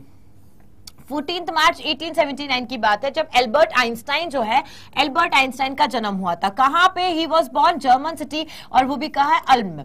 वहां पर उनका क्या हुआ था, ही वॉज बॉर्न। तो आपको याद रखनी है डेट। यहीं से आपका पहला क्वेश्चन आ जाता है कि एल्बर्ट आइंस्टाइन है, जब एल्बर्ट आइंस्टाइन है उनका कब हुआ था, व्हेन ही वॉज बॉर्न, है ना। तो बर्थ डेट याद रखनी है। अंटिल द एज ऑफ 2, जब 2 साल के हुए ना, या 2.5 यानी कि 2.5 साल के हुए थे, तो वो ना बोल नहीं पा रहे। अब बच्चा तो 1 साल तक का होते ही बोलना शुरू हो जाता है, लेकिन जब बोल नहीं पाते तो क्या होता है, हमारे यहाँ पे तो चिड़िया का झूठा पानी पिलाओ उसको, और पता नहीं क्या ही चीजें कराई जाती है। तो 2.5 साल के जब हुए ना, तब तक बोल नहीं पाए थे। एंड जब he began to speak, then he spoke every word twice, और धीरे धीरे जब बोलना शुरू हुए तो हर चीज को 2 बार बोल रहे थे, रिपीट कर रहे थे, है ना। जैसे मम्मी मम्मी, खाना खाना, खिला दो, ऐसा करके उनका सीन हुआ था। तो उनके साथ में कुछ प्रॉब्लम थी, ठीक है। अब उनके बचपन के अंदर जो उनके प्लेमेट्स थे, यानी कि जो उनके संगी थे, जो साथी थे, वो उसे क्या मानते थे कि भाई ये तो बहुत ही बोरिंग है, ये कैसा इंसान है, बहुत ही बोरिंग है। उसकी मम्मा को भी यही लगा कि यार ये तो ना पागल है, ये क्या है, क्रेजी है, ये पागल है, ये सनकी है, इसके दिमाग में सही से सारी चीजें नहीं है। उसकी मम्मा को भी लगा, किसकी, एल्बर्ट आइंस्टाइन की मम्मा को भी लगा। Because of abnormally large size of his head। क्यों ऐसा लगा, क्यों लोग उसे बोरिंग कहते थे, क्यों लोग, उसकी मम्मा ने भी सोचा कि अरे ये तो क्रेजी है, क्योंकि उनका सर का साइज बहुत बड़ा था। अच्छा, आपने हम्टी डम्टी वाला पोएम देखा है ना, हम्टी डम्टी पोएम सुना है ना, Humpty Dumpty sat on a wall, Humpty Dumpty had a great fall. तो Humpty Dumpty sat on a wall है, उसमें आपने अगर फोटो देखी हो तो डम्टी का जो भेजा होता है, ये वाला पार्ट, वो बहुत बड़ा होता है, बॉडी छोटा होता है, ये पार्ट बहुत बड़ा होता है। वैसे ही एल्बर्ट आइंस्टाइन के भी साथ था कि उनका ना, तो यहां से आपका क्या आ रहा है, क्वेश्चन आ रहा है, इसलिए बता रही हूं। क्वेश्चन आ रहा है कि उनकी मम्मा उनको क्रेजी क्यों समझी थी, उनकी मम्मा ने उनको क्रेजी क्यों समझा था। फिर स्कूल भेजा गया तो उनके हेडमास्टर ने क्या कहा कि भाई वो तो बहुत ही स्टूपिड बच्चा है। क्या बोल दिया हेडमास्टर ने, हेडमास्टर तो वैसे कई बार ऐसे बोल देते हैं, कोई ऐसे स्टूडेंट्स होते हैं ना जो ज्यादा मस्ती करते हैं या फिर इतना क्विक नहीं होते हैं, एक्टिव नहीं होते हैं, तो कुछ टीचर्स या फिर कुछ प्रिंसिपल्स भी, हेडमास्टर भी बोल देते हैं कि अरे इसका कुछ नहीं हो सकता जिंदगी में, ये तो मूर्ख है। ऐसा करके बोलना नहीं चाहिए, बिल्कुल नहीं बोलना चाहिए ऐसी सारी चीजें। भले कोई भी इंसान कैसा भी हो, लेकिन कुछ तो अच्छा होता है उसके अंदर, कुछ तो अच्छा होता है। बट उसके हेडमास्टर ने बोल दिया कि तो स्टूपिड है और ये क्या है, good for nothing, he is good for nothing, वो कुछ भी अच्छा नहीं कर सकता। बट उन्होंने प्रूव करके दिखाया, सबको प्रूव करके दिखाया कि वो सब क्या थे, गलत थे। जब वो 6 साल के हुए ना, तो उनकी मम्मा ने उनको इंसिस्ट किया कि भाई कुछ नहीं कर पा रहा है, बोलने में दिक्कत हो रही है, स्कूल में हेडमास्टर ये बोल रहे, तो चलो तुम क्या करो, तुम वायलिन प्ले करो, वायलिन प्ले करो। अब हमारे यहाँ पर तो ऐसा सीन होता नहीं है, भारतीय संस्कृति में ऐसे नहीं है कि 3 साल का बच्चा है, 4 साल का बच्चा है जो उसको खेलने के अलावा भी कुछ करने को बोला जाता है, ऐसा नहीं होता है। उनको तो क्या करता है, बचपन से ही बाहर में ना, बचपन से ही बाहर में क्या होता है कि भाई बोल देते हैं कि आपके पास में एक्स्ट्रा टैलेंट होना चाहिए, गिटार बजाना आना चाहिए, वायलिन बजाना आना चाहिए, या कुछ भी आपको कैशियो के ऊपर बजाना आना चाहिए। तो ये सारी चीजें सिखाई जाती है। अपने इंडिया में ऐसा नहीं है, अपने इंडिया में हार्डली बच्चों को आता है तो तबला बजाना आता है, वो भी तबला घर वाले नहीं बजाना सिखाते, वो भी क्या होता है, स्कूल में जो टेबल है उसको ठड़क ठड़क ठड़क ठड़क करते करते अपने आप सीख जाते हैं, बाकी सिखाया प्रोफेशनली नहीं जाता है, ठीक है। And became a skilful violinist. अब उनकी मम्मा ने उनको जब 6 साल के थे, तो यहां से क्वेश्चन आता है कि उन्होंने वायलिन बजाना कब सीखा, 6 साल के थे तब सीखा था। उनकी जो फैमिली है वो कहां पर, म्यूनिच में जाकर के शिफ्ट हो गई जब वो 15 साल के थे, लेकिन वहां पर he feels uncomfortable with the strict discipline of the school, so he left it. अब आधी कहानी ही बताई जाती है गाइस, आप लोगों को आधी कहानी बताई जाती है, और वो आधी कहानी क्या बताई जाती है कि जो आइंस्टाइन है ना, उन्होंने स्कूल छोड़ दी थी और उसके बाद में वो पढ़ाई नहीं करे थे और फिर भी उन्होंने अपने आप को प्रूफ करके दिखाया। ये आधी कहानी है। 15 साल में जब वो 15 इयर्स के थे तो उनको म्यूनिच गए हुए थे, म्यूनिच में वहां पर जो स्कूल थी उसके अंदर उनका जो डिसिप्लिन वाला पॉइंट था उसके ऊपर उनकी बहस हो गई थी कि इतने डिसिप्लिन रहेंगे तो हम सीखेंगे कैसे, है ना, हम सीखेंगे कैसे। एंड दैट्स व्हाई उन्होंने वो स्कूल जो है वो ड्रॉप कर दी थी, लेकिन उन्होंने स्टडी जो है कंटिन्यू रखा था। ठीक है, आफ्टर कंप्लीटिंग स्कूल, देखो जो कहते हैं ना कि उन्होंने स्टडी नहीं किया, Einstein was a drop out, नहीं, उन्होंने अपनी स्कूल कंप्लीट की थी। And he got admission in the university of Zurich, और आगे जाकर के वो कहां पर, ज्यूरिख जो है उसकी यूनिवर्सिटी में उन्होंने एडमिशन लिया, बिकॉज वहां का एटमॉस्फेयर जो यूनिवर्सिटी का है ना वो क्या था, लिबरल था। लिबरल मतलब फ्री थे, लिबरल का मतलब फ्री, उनके ऊपर रोक टोक नहीं है। लेकिन जो पुरानी अगर हम बात करें 15 साल में, जो 15 इयर्स के थे जब उन्होंने स्कूल ड्रॉप कर दी थी, वो वाला जो स्कूल था ना वो बहुत ही ज्यादा डिसिप्लिन था, बस ऐसे करना है तो वैसे ही करना है, अपना दिमाग नहीं लगाना है, आप कुछ करने के लिए फ्री नहीं हो। बट यहाँ पर लिबरल थे, तो उनको बहुत ही अच्छा लगा था, उनके जो नए आइडियाज है, नए कंसेप्ट जो बन रहे थे वो सारी चीजें एक्सेप्ट की जा रही थी। नाउ अब क्या हुआ, उनको इसके साथ साथ में किसमें इंटरेस्ट आया, फिजिक्स में और मैथमेटिक्स में। किस किस में इंटरेस्ट आया, सिर्फ फिजिक्स में नहीं, सिर्फ मैथमेटिक्स में नहीं, दोनों में, याद रखना है ये क्वेश्चन भी।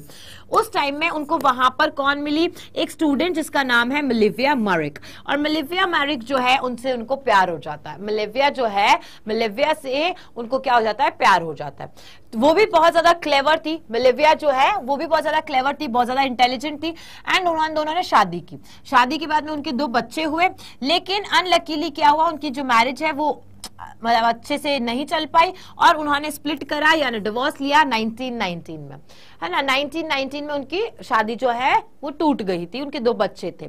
ठीक है, और आपको इसमें वैसे डिटेल में बताया गया इस चैप्टर के अंदर कि जब ये शादी करने वाले थे मिलिविया से, तब भी आइंस्टाइन की जो ममा है, आइंस्टाइन की ममा ने, एल्बर्ट आइंस्टाइन की ममा ने मना किया था कि नहीं ये तुमसे बड़ी है और ये मुझे पसंद नहीं है, ये तुम्हारे साथ में इसकी शादी नहीं हो सकती, तुम दोनों की नहीं बनेगी, और ऐसा करके सारा सीन था। इतना इन डिटेल में नहीं जाने का है अपने को। ठीक है, subsequently after finishing his education, अब क्या हुआ, उन्होंने एजुकेशन अपना कंप्लीट किया। एल्बर्ट ने क्या किया, एक टेक्निकल एक्सपर्ट की तरह काम किया in the patent office at burn. तो यहां से आपका क्वेश्चन आता है कि उन्होंने पेटेंट ऑफिस में कैसे तौर पे काम किया था, टेक्निकल एक्सपर्ट के तौर पे, ना कि साइंटिस्ट के तौर पे, ना ही एक स्टूडेंट के तौर पे, टेक्निकल एक्सपर्ट के तौर पे उन्होंने काम किया था। Very important question. और वहां पर उन्होंने क्या किया, अपने आइडिया ऑन रिलेटिविटी के ऊपर भी काम करना स्टार्ट किया।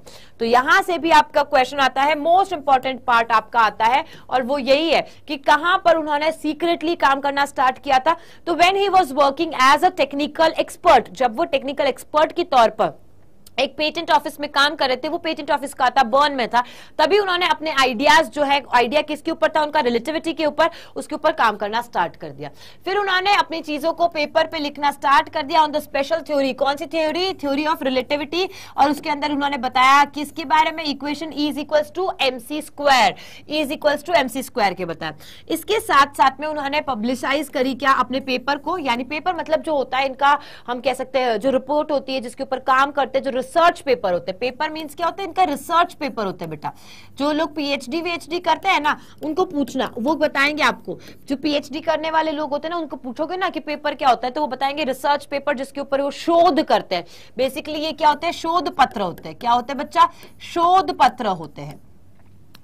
ठीक है, इन्होंने किसके बारे में बताया, इसके बारे में थ्योरी ऑफ रिलेटिविटी कब बताया, 1915 में। 1915 है इसके अंदर, इसमें बताया। देन उन्होंने बिल्कुल नई डेफिनेशन दे दी थी इस कंसेप्ट के बारे में। किस कंसेप्ट के बारे में, ग्रेविटी के बारे में, कि गुरुत्वाकर्षण की पूरी नई थ्योरी, पूरा नया कंसेप्ट शो किया। इसके साथ साथ में theory makes him a famous figure. तो जैसे ही उन्होंने ग्रेविटी के बारे में एक नया कंसेप्ट दिया था, और साथ ही साथ में E is equals to MC square भी था, तो ये बहुत ज्यादा फेमस होने लग गए, बहुत ज्यादा फेमस हो गए। नाउ सोलर एक्लिप्स के बारे में बताया। ड्यूरिंग द सोलर एक्लिप्स, जो कि 1919 के अंदर सोलर एक्लिप्स हुआ था, यानी सोलर एक्लिप्स का मतलब होता है सूर्य ग्रहण होना। सूर्य ग्रहण जब हुआ 1919 में, तब उन्होंने एक थ्योरी दी थी, एंड वो थ्योरी थी क्या थी? Accurate and changed physics. Okay, his theory came out as accurate and changed physics when Nazi, अब जब नाजी जो है, नाजिज्म के बारे में सुना होगा कि नाजी जो लोग थे, उन्होंने नाजी को फॉलो करने वाले जो लोग थे ना, उन्होंने यहूदियों पे यानी जूइश पीपल के ऊपर बहुत ज्यादा अत्याचार किया था। अगर हम वर्ल्ड वॉर फर्स्ट की बात करें, है ना, वर्ल्ड वॉर फर्स्ट की बात करें तो ये उस वक्त की बात है जब नाजी जो पीपल है उन्होंने क्या किया था, जर्मन में रहने वाले जो जूइश पीपल थे ना, उनके ऊपर आक्रमण किया और उनको कैसे भी करके वहां से बाहर निकालना चाहते थे, खदेड़ना चाहते थे। अब नाजी जब पावर में आए तो उन्होंने जर्मनी में क्या किया? ही इमिग्रेटेड टू द यूएसए। तो वो जर्मनी से कहां पहुंच गए? यूएसए आ गए। ही डज क्यों किया? क्योंकि he did not want his research, क्योंकि वो नहीं चाहते थे कि उनका जो रिसर्च है और जो फाइंडिंग्स है वो डिस्ट्रक्शन यानी कि किसी चीज को खत्म करने में काम आए। उन्हें बिल्कुल भी ये नहीं चाहिए, चाहते थे कि भाई मेरी जो थ्योरी है, वो जो मेरी थ्योरी है ना, वो किसी गलत काम में यूज हो, उसका मिसयूज हो। व्हेन जब जर्मनी ने डिस्कवर कर लिया कौन सा प्रिंसिपल ऑफ न्यूक्लियर फिजन, कब किया था? 1938 के अंदर। बाद में क्या हुआ था? जर्मनी ने डिस्कवर किया क्या प्रिंसिपल ऑफ न्यूक्लियर फिजन, कब किया था? 1938 में। He was the first person to write to the American president. अब जर्मनी ने किसका यूज किया था? प्रिंसिपल ऑफ न्यूक्लियर फिजन का यूज किया था। तब वो कौन? एल्बर्ट आइंस्टाइन जो है, एल्बर्ट आइंस्टाइन पहले पर्सन थे जिन्होंने क्या किया? अमेरिकन प्रेसिडेंट को लिखा और उन्होंने बताया कि कितना खतरा हो सकता है, किससे खतरा हो सकता है, एटॉमिक बॉम्ब से कितना खतरा हो सकता है। ये सारी थ्योरी उन्होंने किसको लिखी थी? प्रेसिडेंट को लिखी थी। खुद ने प्रेसिडेंट को बताया था, अमेरिका के प्रेसिडेंट पे, उन पे पूरा विश्वास करके। फिर 1945 में जब अमेरिका ने खुद ने क्या किया था? 1945 में अमेरिका ने क्या किया था? एटॉमिक बॉम्ब खुद ने फेंके थे। किसके ऊपर फेंके थे? हिरोशिमा और नागासाकी, जो कहां है? जापान में है। तो यहां पे उसकी बात आती है कि एटॉमिक बॉम्ब जो है वो कहां फेंके गए थे? हिरोशिमा और नागासाकी पे फेंके गए थे।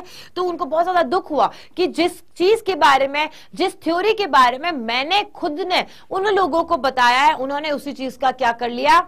यूज करा, और वो बहुत ही ज्यादा मिसयूज था। उन्होंने उस चीज का यूज तो करा लेकिन बहुत मिसयूज हुआ, और उसके कारण आज तक भी आप देखते हो हिरोशिमा और नागासाकी नाम की जो जगह है, वहां पर लोग जो है वो किस हालात में रहते हैं, उनके जो आज भी बॉडी ऑर्गन्स है वो प्रॉपरली डेवलप्ड नहीं है, and so on. I just don't want to talk about this in detail, क्योंकि आप सबने उसके बारे में जरूर से सुना होगा। ऑल्सो उन्होंने एक खत लिखा, किसे लिखा? लेटर यूनाइटेड नेशन को लिखा कि हमें एक वर्ल्ड गवर्नमेंट को बनाना चाहिए।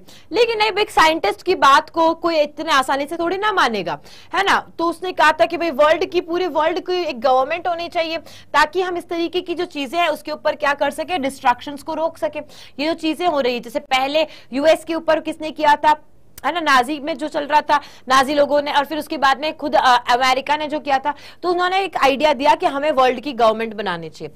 अपने लास्ट दिनों में क्या हुआ? उन्होंने अपना ज्यादातर टाइम किस में डाला? पॉलिटिक्स में। क्यों पॉलिटिक्स में डाला?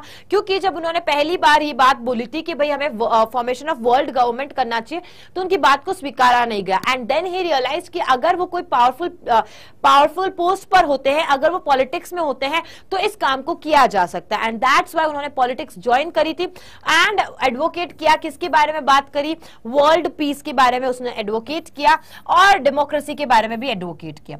ग्रेट साइंटिस्ट की डेथ कब हो गई थी? 76 इयर्स की थे जब, और वो कौन सा था? 1955। तो लास्टली 1955 में उनकी डेथ हो गई थी। किसके बारे में? पूरी स्टोरी आपकी है किसके बारे में? Albert Einstein. तो हमारा यहां पर चैप्टर नंबर 4 भी होता है complete. Any questions you have?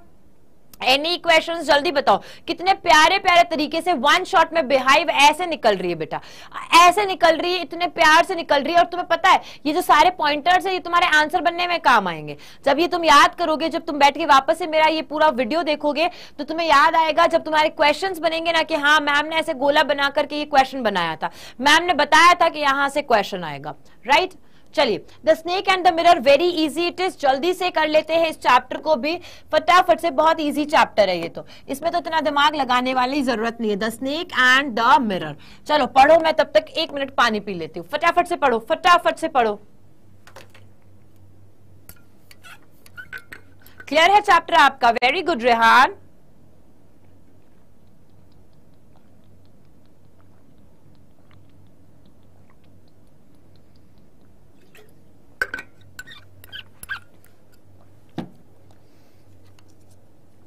चलिए, सो यहाँ पे स्टोरी है, जो क्या है, स्टोरी एक है कि एक डॉक्टर है ना, एक डॉक्टर है और वो होम्योपैथी के डॉक्टर है ना, होम्योपैथी के डॉक्टर है। और वो जो होम्योपैथी डॉक्टर है उनको जो स्नेक है, स्नेक यानी कि सांप है, उसका सामना हो जाता है उनका। तो पूरी स्टोरी जो बहुत प्यारी स्टोरी है, फटाफट से करते हैं, आई थिंक 10 मिनट हार्डली लगेंगे। तो एक बारी क्या होता है कि एक होम्योपैथिक डॉक्टर होता है, वो क्या करते हैं, एनकाउंटर उनका सामना किससे होता है, स्नेक से होता है। अब उससे पहले की कहानी ये है कि जो नरेटर है वो अपने किसके है, यूथ डेज में, यूथ डेज में है, यानी कि क्या है, अपने उनके दिन है जब वो अपने आप से खुद से बहुत प्यार करते हैं, खुद को कांच में निहारते रहते हैं, मिरर में देखते रहते हैं, एंड वो बोलते हैं ना, mirror mirror who is the most beautiful, ऐसा ऐसा करते हैं ना, अरे वाह मैं कितना सुंदर लग रहा हूँ, ओ माय गॉड मेरे से ज्यादा सुंदर कोई हो ही नहीं सकता। तो अपने आप पे गुरूर था उनको, क्या था, उनको बहुत ज्यादा गुरूर था। And he was living in a small rented room. और कहाँ रहते थे वो homeopathic doctor, small rented room में रहते थे वो, विद अ मेगा इनकम। उनकी ज्यादा इनकम नहीं थी, बहुत ही चंद, मतलब बट गुरूर गुरूर होता है ना। कई बार आप देखो कि कोई लोग ज्यादा ज्ञान नहीं होता है उनके पास में, है ना, वो इस फील्ड से भी बिलोंग नहीं करते, लेकिन उन्हें गुरूर होता है कि अरे भाई मैं तो वॉचिंग ले आया, मैंने तो ये कर दिया, मैंने तो वो कर दिया। अरे जो गुरूर है वो जैसे ही आपके यहाँ पर आ जाएगा ना, सब चीजें खत्म हो जाएगी। एक शिक्षक के पास में क्या होता है, एक्चुअल में एक टीचर के पास में हमेशा क्या होता है कि वो कभी गुरूर नहीं करता है। कभी टीचर गुरु मस्ती मजाक में कह दिया अरे वाह, वो बात अलग है, लेकिन आप ना उस चीज को कभी भी अपनी लाइफ में देखना, टीचर ना कभी ये गुरूर नहीं करता है, कभी ये नहीं करता है कि अरे मेरे से तो इतने आईएएस जो है वो बन चुके हैं, मैंने जिनको पढ़ाया वो तो अपनी लाइफ में इतना कर रहे हैं, वो कर रहे हैं। ये गुरूर का पार्ट नहीं है ना। ये आप मोटिवेट कर सकते हो, इंस्पायर कर सकते हो, इंस्पिरेशन हो सकता है वो आपके लिए। एक बैचलर थे वो, एंड वो he wanted a fat wife. वो मोटे थे, नहीं सॉरी, वो बैचलर थे और उनको चाहिए थी कि मेरी मोटी वाइफ होनी चाहिए, है ना, क्योंकि उनके कुछ रीजंस थे कि भाई मैं तो मोटी वाइफ से ही शादी करूंगा। उनको बिलीव था कि वो क्या है, वो बहुत ही हैंडसम है, अट्रैक्टिव है, उनकी स्माइल बहुत ही अट्रैक्टिव है, वो जब थोड़ा सा भी हंस देते हैं तो कोई भी लड़कियां मर जाएंगी यार उनपे, ये उनको समझ में था।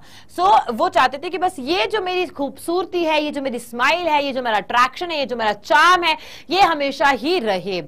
एट दैट मोमेंट, उसी वक्त, मतलब अपने आप को मिरर में देख रहे होते हैं और अपने आप को निहार रहे होते हैं, उसी वक्त ना वो जब अपने आप को क्या देखते हैं मिरर में, और अपने बालों को ऐसे कर रहे होते हैं, ऐसे एकदम ऐसे ऐसे पार्टिंग ऐसे करके ना थोड़ा सा स्टाइल वाइल मार रहे होते हैं, उनको फील होता है कि एक कुछ ना ट्यूब जैसा कुछ है और वो उनके बैक पर चल रहा है, एक ट्यूब जैसा है और वो उनके बैक पर ऐसे ना ऊपर से अटैक से आकर के ऊपर से यहाँ पर गिरा है। उन्होंने सोचा कि हो सकता है कि कोई चूहे हो, क्योंकि उनका जो रूम था वो ऐसा ही था, स्मॉल रूम था and dingy kind of a room था, और उसमें बहुत सारे रैट्स थे।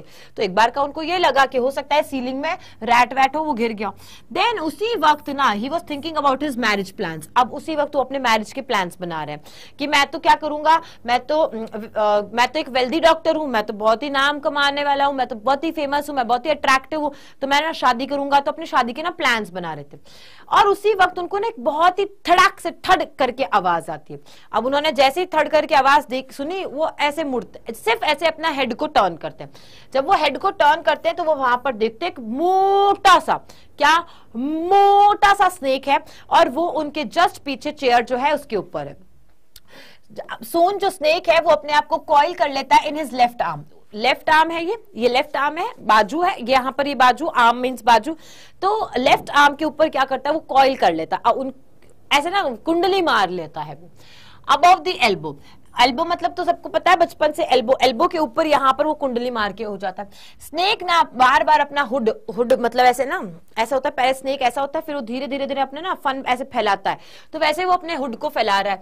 और 3 to 4 inches from his face, उसका चेहरा, किसका, हम होम्योपैथिक डॉक्टर की बात कर रहे हैं। तो होम्योपैथिक डॉक्टर जो कि अपने आप को बहुत ही ज्यादा अट्रैक्टिव और चार्मिंग समझता है, और अपने मतलब आय हाय हाय अपने चेहरे से इतना प्यार करता है, इतना प्यार करता है, उससे 1-2 नहीं, कितने हार्डली 3 to 4 इंचेस दूर, 3-4 इंच दूर ही कौन है, स्नेक है।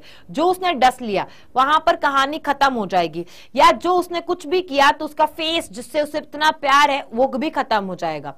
देखिए अब doctor sat there like a piece of stone, वो चेयर पे एकदम पत्थर की तरह बन करके बैठ जाते हैं और भगवान से प्रार्थना करते हैं, भगवान प्लीज मदद कर दे, भगवान कुछ तो मदद कर दो, कुछ तो हेल्प कर दो। जैसे अभी एग्जाम्स आएंगे तो तुम लोग क्या करोगे, यही प्रार्थना करोगे, भगवान जी प्लीज मदद कर दो, भगवान जी इस बार नहीं पढ़ा अगली बार पक्का पढ़ूंगा भगवान जी, ऐसी ही मदद मांगते हैं हम भगवान से।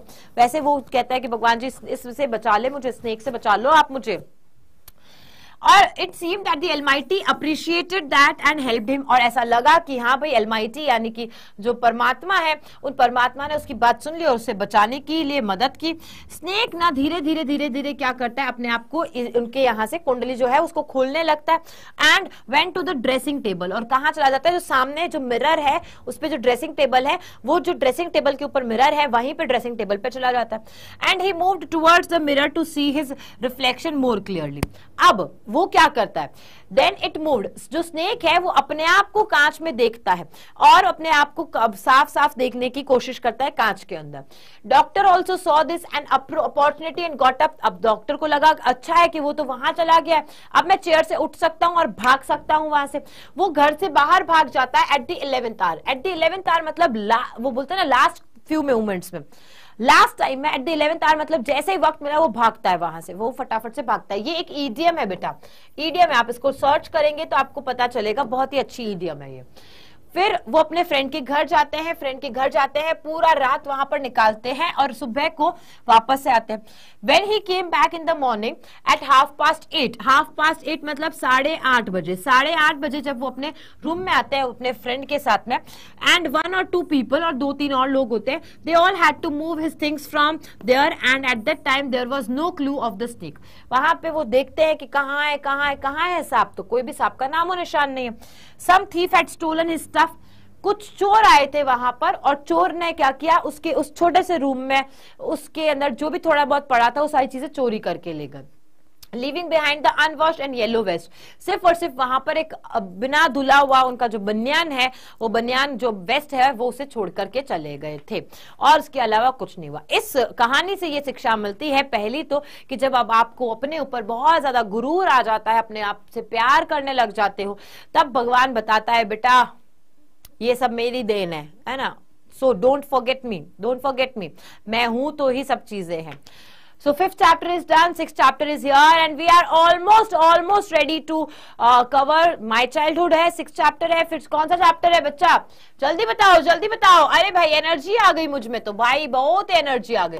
6th chapter है हमारे पास में कौन सा, childhood है। 7th chapter हमारे पास में reach for the top है। 8th chapter काठमांडू है एंड 9th है if I were you। That means सिर्फ 4 chapters और and then we are done। I think आपके स्कूल में ये वाला chapter तो करवाया भी नहीं होगा। माई चाइल्डहुड करवा दिया क्या आपके स्कूल में, है बताना बच्चों, माई चाइल्डहुड करवा दिया आपके स्कूल में। माई चाइल्डहुड किसके बारे में है, APJ अब्दुल कलाम के बारे में करवा दिया है। अच्छा बाकी सारे चैप्टर्स भी करवा दिए क्या, जो लास्ट के चैप्टर्स में करवाने वाली हूँ क्या वो भी करवा दिए क्या? अच्छा वेरी गुड, चलो तो फिर हम लोग भी शुरू करते हैं फटाफट से और खत्म करते हैं इसे भी। तो माय चाइल्डहुड जो है बेसिकली ये एक एक्सट्रैक्ट लिया गया है। एक्सट्रैक्ट का मतलब क्या होता है, किसी का पार्ट होना, कोई एक्चुअल जगह जहां पर लिखा है उसमें से उद्धृत करना, उसे कहा जाता है एक्सट्रैक्ट। तो ऑटोबायोग्राफिकल बुक थी, वो थी विंग्स ऑफ फायर। याद रखना है ये क्वेश्चन बहुत इंपॉर्टेंट है, और मैं आपको बताऊं ये विंग्स ऑफ फायर जो APJ अब्दुल कलाम की, ये गवर्नमेंट एग्जाम्स में तक पूछी जाती, गवर्नमेंट एग्जाम्स तक में पूछी जाती है कि APJ अब्दुल कलाम की जो बुक है उसका नाम क्या है, तो विंग्स ऑफ फायर है। विंग्स बाय फायर नहीं है, विंग्स ऑफ फायर है, याद रखना। यहाँ पर जो कलाम है वो one of the greatest scientist है इंडिया के एंड 14th प्रेसिडेंट भी रहे हैं इंडिया के, दोनों चीजें याद रखनी है। उसमें मेन चीज आपको ये याद रखनी है कौन से नंबर के प्रेसिडेंट रहे हैं, वो 14th प्रेसिडेंट। अभी हमारी प्रेसिडेंट कौन है, उनका नाम आप मुझे कमेंट सेक्शन में जल्दी से बताओ गाइस, फटाफट से बताएंगे आप सारे जने। अब यहाँ पे उनके चाइल्डहुड डेज के बारे में बताया कि कैसे वो एक मिडिल क्लास फैमिली से बिलोंग करते थे और वो कहाँ रहती थी, रामेश्वरम में, और फिर वो कहाँ क्या बन गए हैं, प्रेसिडेंट के हाउस तक पहुंचे। तो ये पूरी विंग्स ऑफ फायर के अंदर पूरी स्टोरी बताई है कि कैसे उनका बचपन जो है वो एक मिडिल क्लास फैमिली जो कि रामेश्वरम में रहती थी वहां से प्रेसिडेंट के हाउस तक पहुंच गए हैं। ये भी इंस्पिरेशनल चैप्टर है जो आपको मोटिवेट करेगा कुछ करने का, खुद के लिए, अपने भाई बहनों के लिए, अपने पेरेंट्स के लिए। गाइज हमेशा ये चीजें जो है ये याद रखो, जब आपको मोटिवेशन मिलती है ना कुछ काम करने की, तो सबसे पहले आपको आपके घर वालों का चेहरा देख करके मिलती है। आज अगर मैं कोई काम करती हूं ना तो मुझे लगता है कि यार ये जो कमी जो मम्मी बार बार बताती है कि हमारे पास में ये नहीं था, मेरे पास में ये नहीं था, तुम्हारे पास में ये सारी चीजें, तो मुझे हर वक्त ये याद रखता है कि पहले उनकी जो कमी है उसको पूरा किया जाए। तो कहीं ना कहीं मोटिवेट होगे आप, जब आप इस चैप्टर को पढ़ोगे आपको रियलाइज होगा कि छोटे शहर से होने से कोई मतलब नहीं है, आप बड़े शहर से हो चाहे छोटे शहर से हो, लेकिन अगर आप दृढ़ निश्चय कर चुके हो, अगर आप डिटर्मिन्ड हो, अगर आप फर्म हो, तो आप कुछ भी कर सकते हो। लेकिन एक तो रोना ही रोते रह गए कि हम क्या ही करेंगे, हम तो छोटे शहर से, क्या ही करेंगे, इसे नहीं होता है ना। मेरी जिंदगी के बारे में मैं कभी बहुत चीजें बताऊंगी ना तुम्हें, देन यू विल रियलाइज कि लिटरली जो मैम यहाँ पर हमें हंसती खेलती दिखती हैं, जो मैम जो है हमसे बहुत ही प्यार से बातें करती रहती है, उनकी लाइफ में क्या क्या क्या क्या और यहां तक पहुंचने में क्या क्या क्या क्या, भाई ऐसा आसान नहीं है। लेकिन आज मैं यहां पर हूं तो सबसे ज्यादा खुशी मेरे फैमिली में होती है, मेरी मम्मा को होती है। और मतलब उनका कहना अलग है, उनका कहना होता है वो बाकी बच्चों की जिंदगी बना रही है। क्या करती है तो टीचर है ये नहीं बोलती, कभी नहीं बोलती, क्योंकि वो मेरी क्लास कभी कभी देखती है, या उसको कभी कभी कोई बताता है कि ना, मतलब मेरी मम्मी को कोई कोई बताता है कि देखो आपकी बच्ची ना ऐसे ऐसे बात कर लेती है बच्चों से, कुछ भी ना मस्ती मजाक करती रहती है। तो मम्मी कहती है अरे वो टीचर नहीं है, वो जिंदगियां बना रही है, वो लोगों को जीना सिखा रही है, लिटरली। तो फिर मेरी मम्मी बोलती है कि खुद के जब जीवन में उसे समझ में नहीं था उसे क्या करना है, उसके बाद में पूजा को ये रियलाइज हुआ कि अच्छा जिंदगी जीना क्या होता है, कैसे जीना होता है। तो बस आज से ही तैयार कर रही है वो अपने आने वाले बच्चों को इस चीज के लिए। तो बेटा हमेशा से रेडी रहो, आप हमेशा से रेडी रहो कि ना जिंदगी में उतार चढ़ाव तो ऑलवेज रहेंगे, लेकिन करके दिखाना है तो ये तुम्हें अपने आप से प्रॉमिस करना होगा कि मुझे करके दिखाना है, चाहे मेरे पास में कुछ है या नहीं है। Okay, promise me that. चलो आ जाओ।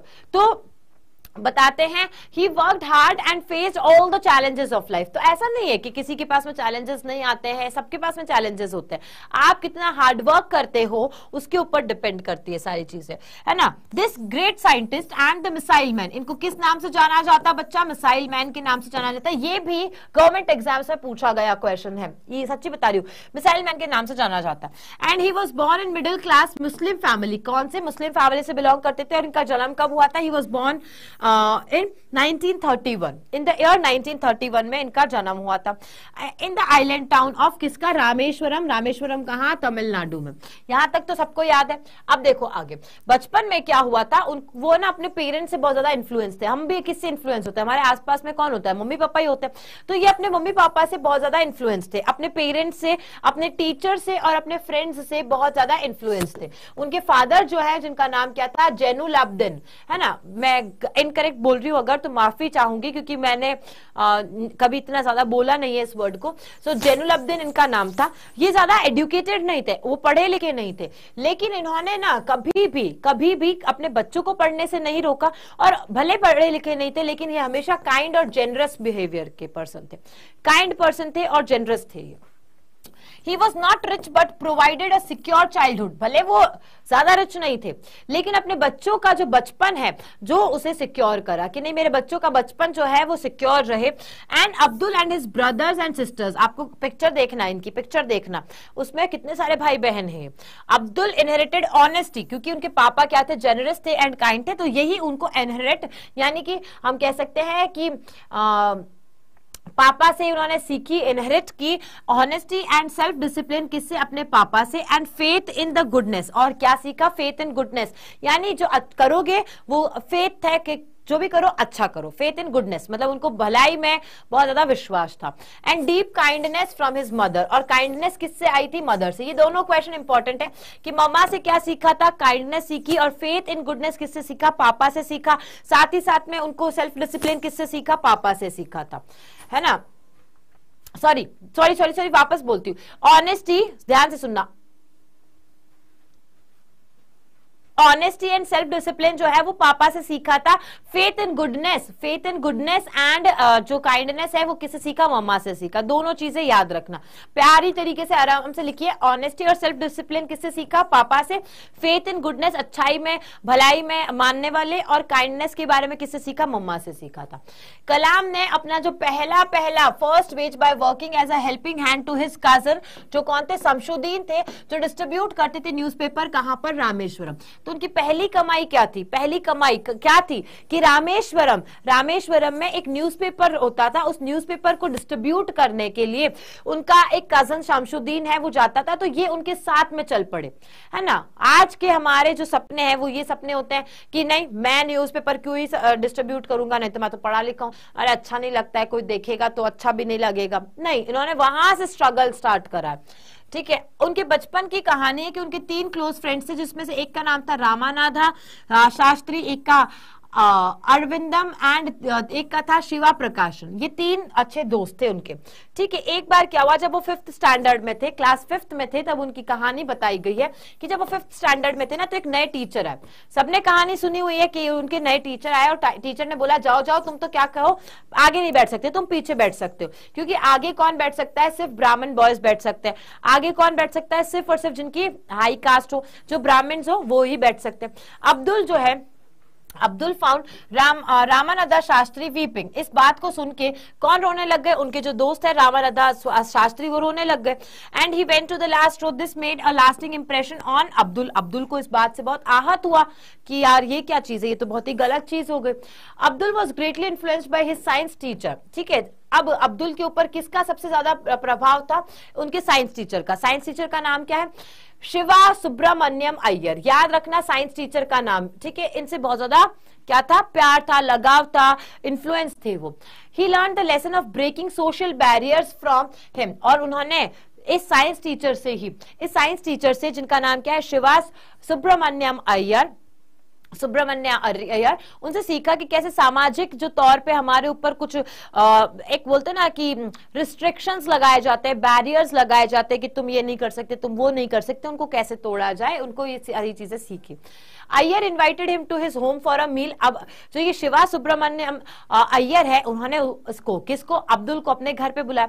अब्दुल जो है वो क्या है आपको पता है? मुस्लिम थे, और इस बात से नाराज थी उनकी वाइफ। उनकी जो वाइफ थी वो ना, उनका दिमाग क्या था? ऑर्थोडॉक्स, पुराने जमाने की जो सोच रखते हैं, है ना, ओल्ड, जो अभी भी सोचते हैं कि नहीं अरे यार ये तो मुस्लिम है, ये मेरे घर पे कैसे आ गया, मैं उसको खाना नहीं परोसूंगी एंड ऑल।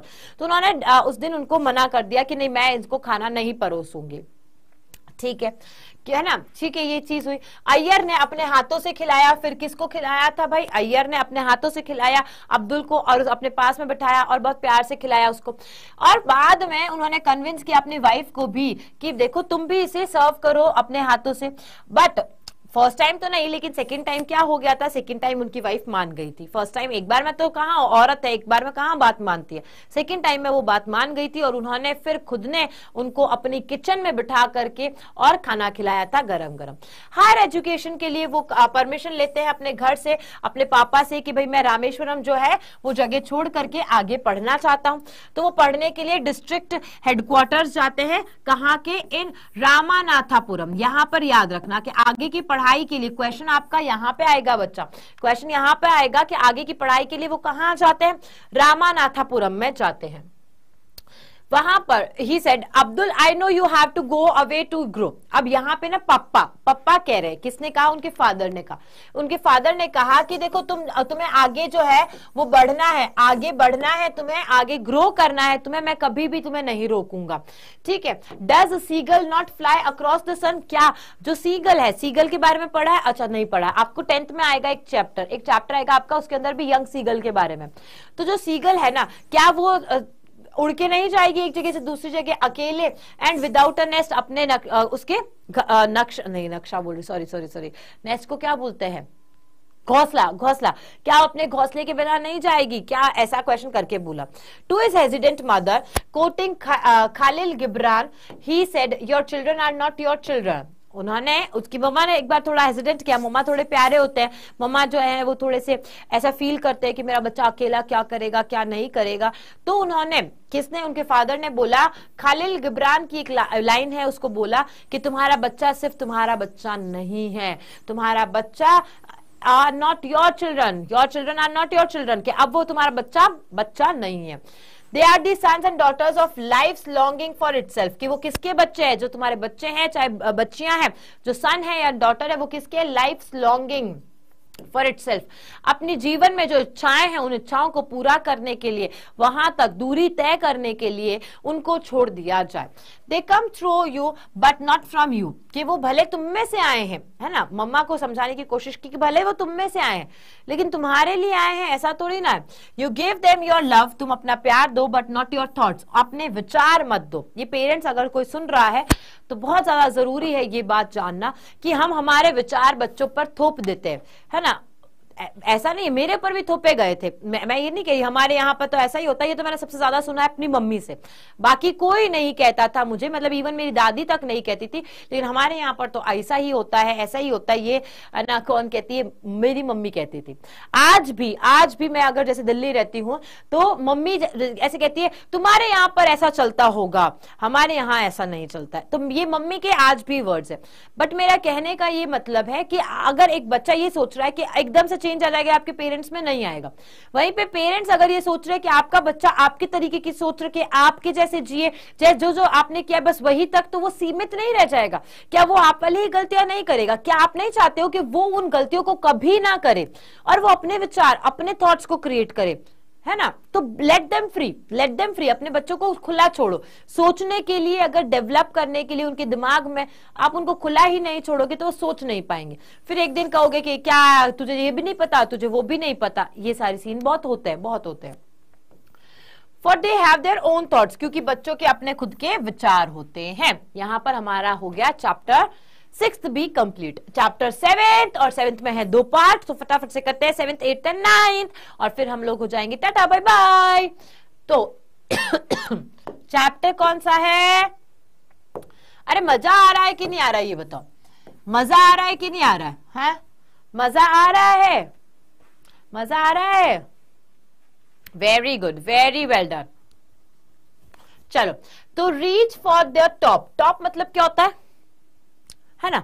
बहुत इंस्पायरिंग स्टोरी है, बहुत आराम से सुनना। सबसे पहले संतोष यादव, जो आप में से, मुझ में से ही कोई एक, बस उन्होंने क्या किया, हट करके कुछ करना चाहा, अपने आप को प्रूव करना चाहा, एज वेल एज उन्होंने इस समाज के जो बंदिशें हैं उनको तोड़ना सोचा कि नहीं, मैं इसमें सीमित नहीं रहूंगी। I will live my life as I want, I have my dreams, I have my thoughts, मैं उसे फुलफिल करूंगी। तो चलिए स्टार्ट करते हैं। संतोष यादव का जो जन्म है वो कब हुआ? 1969 में। कहां हुआ था? एक ट्रेडिशनल फैमिली, जो पारंपरिक तौर से एक परिवार होता है ना, वैसे रेवाड़ी डिस्ट्रिक्ट कहां पर? मैं कहा जोनियावास, और ये कहां? हरियाणा स्टेट, जो कि इंडिया का है। तो इंडिया के हरियाणा में रेवाड़ी डिस्ट्रिक्ट है और उस रेवाड़ी डिस्ट्रिक्ट में जोनियावास जो है वहां पर 1969 में संतोष यादव का जन्म हुआ। Now and is an officer. अब क्या है? वो एक ऑफिसर है। कहा? इंडो तिब्बतियन बॉर्डर पुलिस में। अब क्या है वो? अब वो इंडो तिब्बतियन बॉर्डर पुलिस की एक ऑफिसर है। She is the only woman in the world to have climbed Mount Everest twice. अकेली ऐसी बंदी है संतोष यादव जो है, वो अकेली ऐसी मतलब हम कह सकते हैं वुमेन है जिन्होंने 2 बार माउंट एवरेस्ट को चढ़ा। 2 बार माउंट एवरेस्ट को चढ़ने का जो रिकॉर्ड है वो किसके नाम पर है? संतोष यादव। तो यहां से आपका क्या आएगा? क्वेश्चन आएगा बेटा, ठीक है। ओहो फटाफट कैसे हो गया? She first climbed the peak in May 1992। पहली बार कब किया? क्वेश्चन आएगा। तो 1992 में किया, फिर May 1993 में अगेन कर लिया, 1 साल के बाद में ही, विद इन 1 ईयर, 1 साल में ही, मतलब आप मान लो कि May 1992 में पहली बार क्लाइंब किया, फिर May 1993 में फिर से क्लाइंब कर लिया उन्होंने।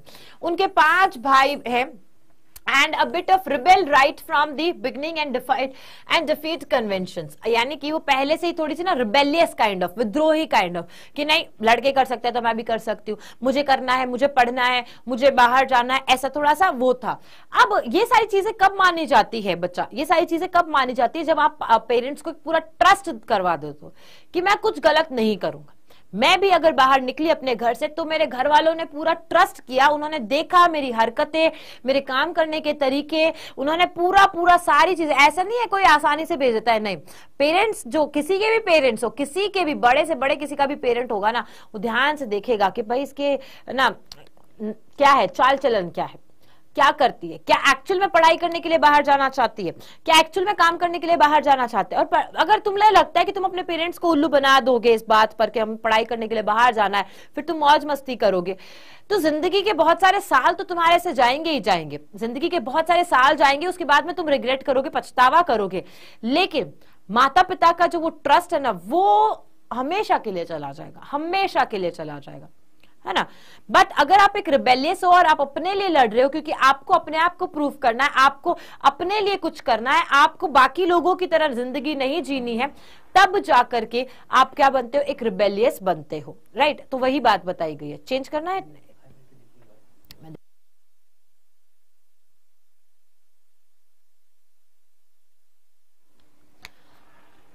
चलिए, तो हम यहाँ पर बात करते हैं, she neither like to wear traditional dresses not followed the traditional codes of life. ना तो उनको वो पुराने जमाने के कपड़े उपड़े पहनना पसंद था, ना ही जो हम कह सकते हैं ट्रेडिशनल तरीके से, पारंपरिक तौर से जो चीजें चली आ रही थी वो भी पसंद थी। Rather than succumbing to parental pressure to go married early, she insisted on pursuing her studies. कि इतना ही नहीं कि भाई मतलब उसके पेरेंट्स ने हरियाणा से हैं डेफिनेटली, तो क्या होता है बचपन में ही बच्चों की शादी करा दी जाती है।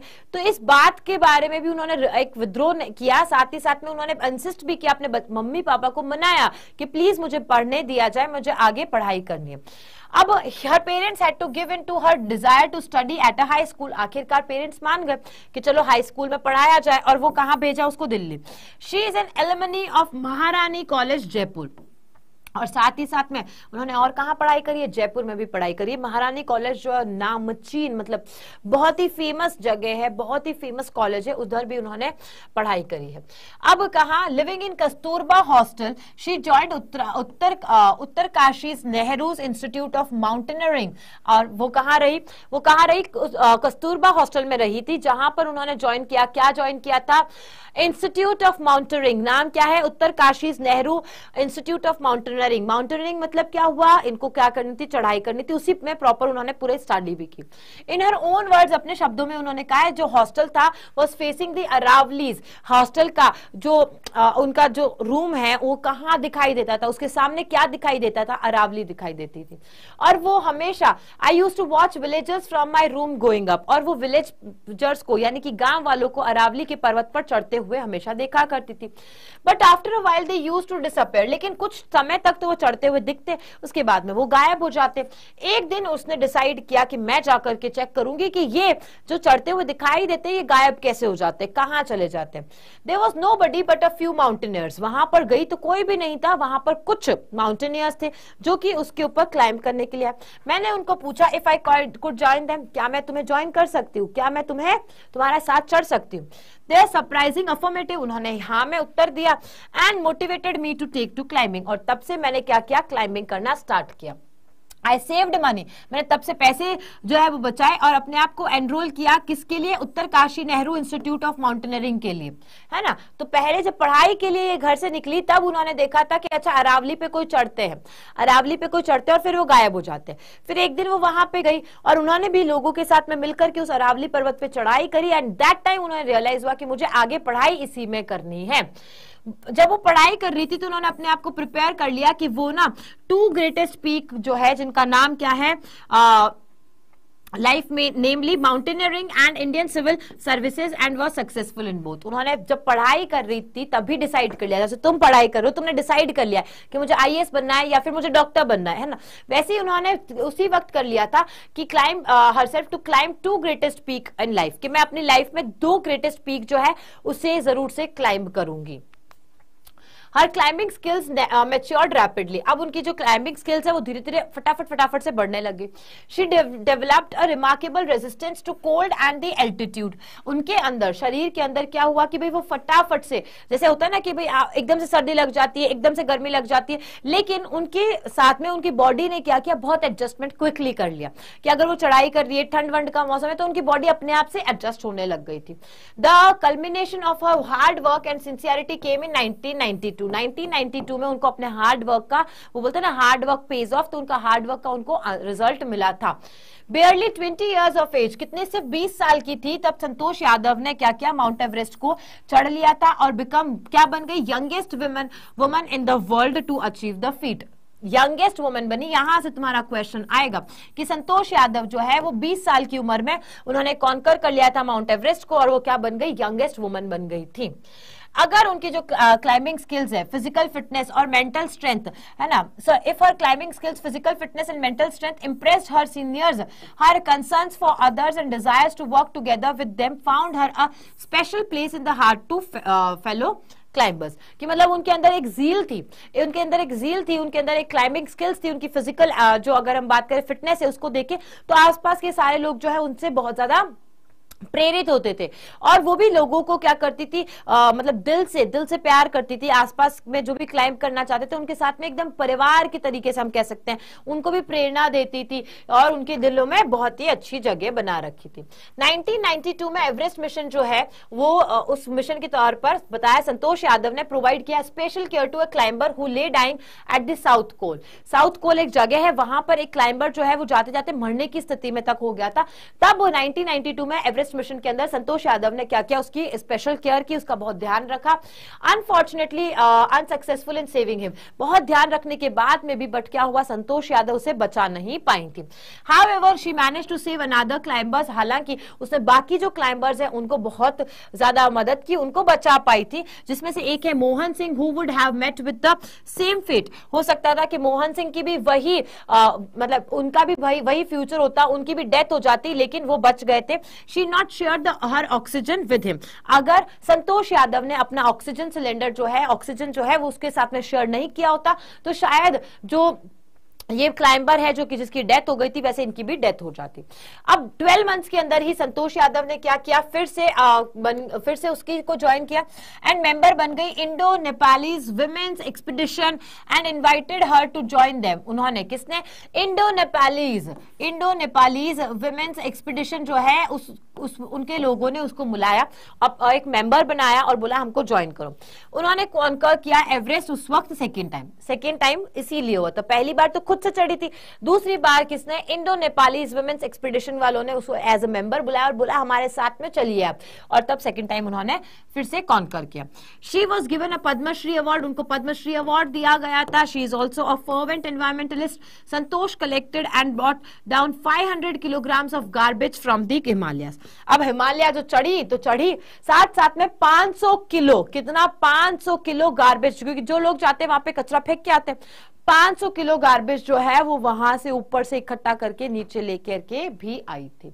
चलिए नेक्स्ट आपका कौन सा है, मारिया शारापोवा। तो फटाफट से देखते हैं किसे, मारिया शारापोवा को, जो कि इसका पार्ट 2 है, रीच फॉर द टॉप के अंदर सेकंड पार्ट है। मारिया शारापोवा की बात करें तो ये कहां पर, साइबेरिया, जो कि कहां है, रशिया के अंदर इनका जन्म हुआ था। कब हुआ, 1987 में।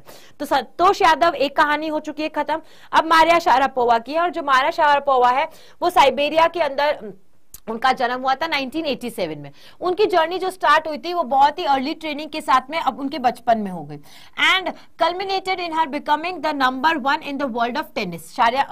मारिया शारापोवा के बारे में आपने सुना ही होगा, टेनिस में बहुत बड़ा नाम है, आज तक आपने सुना होगा। तो सबसे बड़ी फेमस जो है वो इन्हीं का नाम लिया जाता है कि Maria. She led a charge of Russian players, उनको क्या क्या, रशियन प्लेयर्स का चार्ज भी दिया गया, who came to achieve great success in the women's game, और जिन्होंने क्या किया, वुमेन्स गेम में बहुत बड़ा अचीवमेंट हासिल किया था। She has also brought her own brand of glamour to tennis by designing her own unique tennis outfit. साथ ही साथ में जैसे कि सेलिब्रिटीज होते हैं वो क्या करते हैं, अपने बिजनेस बनाते हैं कि भाई हमारे एक क्लोथिंग ब्रांड है, हम बच्चों के कपड़े बना रहे हैं, हम बड़ों के कपड़े बना रहे हैं। जैसे विराट कोहली है, उसका रॉन्ग है, विराट कोहली का ब्रांड है ना, रॉन्ग है, ऋतिक रोशन का HRX है। तो ये अपना एक बिजनेस बनाते हैं, बिजनेस के अंदर क्या करते हैं कि ब्रांड में कपड़े होते हैं उनके। वैसे ही मारिया शारापोवा ने क्या किया, अपने खुद के टेनिस के जो कपड़े हैं, टेनिस आउटफिट्स के लिए अपना एक अलग से ब्रांड डेवलप किया था, उन्होंने बनाया था। 2007 की बात बताते हैं, US open, she wore a dress with over 600 crystals sewn into it. अब 2007 में क्या हुआ, क्योंकि उन्होंने अपना खुद का स्टार्ट कर दिया था, उनकी कपड़े जो है उनके खुद के स्टाइलिस्ट जो है वो सिलते थे। तो 2007 के अंदर यूएस ओपन में जो उन्होंने ड्रेस पहनी थी उसके ऊपर कितने 600 क्रिस्टल्स जो है उनकी सिलाई हुई थी। Sharapova got her first tennis racket when she was 4, जब सिर्फ 4 साल की थी तब उनको पहला टेनिस रैकेट मिला था, वो भी उनके from the father of grand slam winner Yevgeny Kafelnikov. At the age of 6, जब वो 6 साल की थी तब मारिया ने अटेंड किया था टेनिस क्लिनिक इन मॉस्को। कहां पर? मॉस्को में। और वो कौन चलाता था? Martina Navratilova. पता नहीं कैसे कैसे नाम है बट याद करने हैं। मार्टिना याद कर लेना आपको। Navratilova recognized her talent and recommended that she could go to the USA to study at a famous tennis academy in Florida। तो इनको सबसे पहले किसने बोला था कि भाई ये टेनिस में जा सकती है, ये टेनिस में अपना फ्यूचर बना सकती है, ये बहुत कुछ अलग कर सकती है? तो वो कौन है? मार्टिना। मारिया शारापोवा को किसने बोला था? मार्टिना नवरातिलोवा है।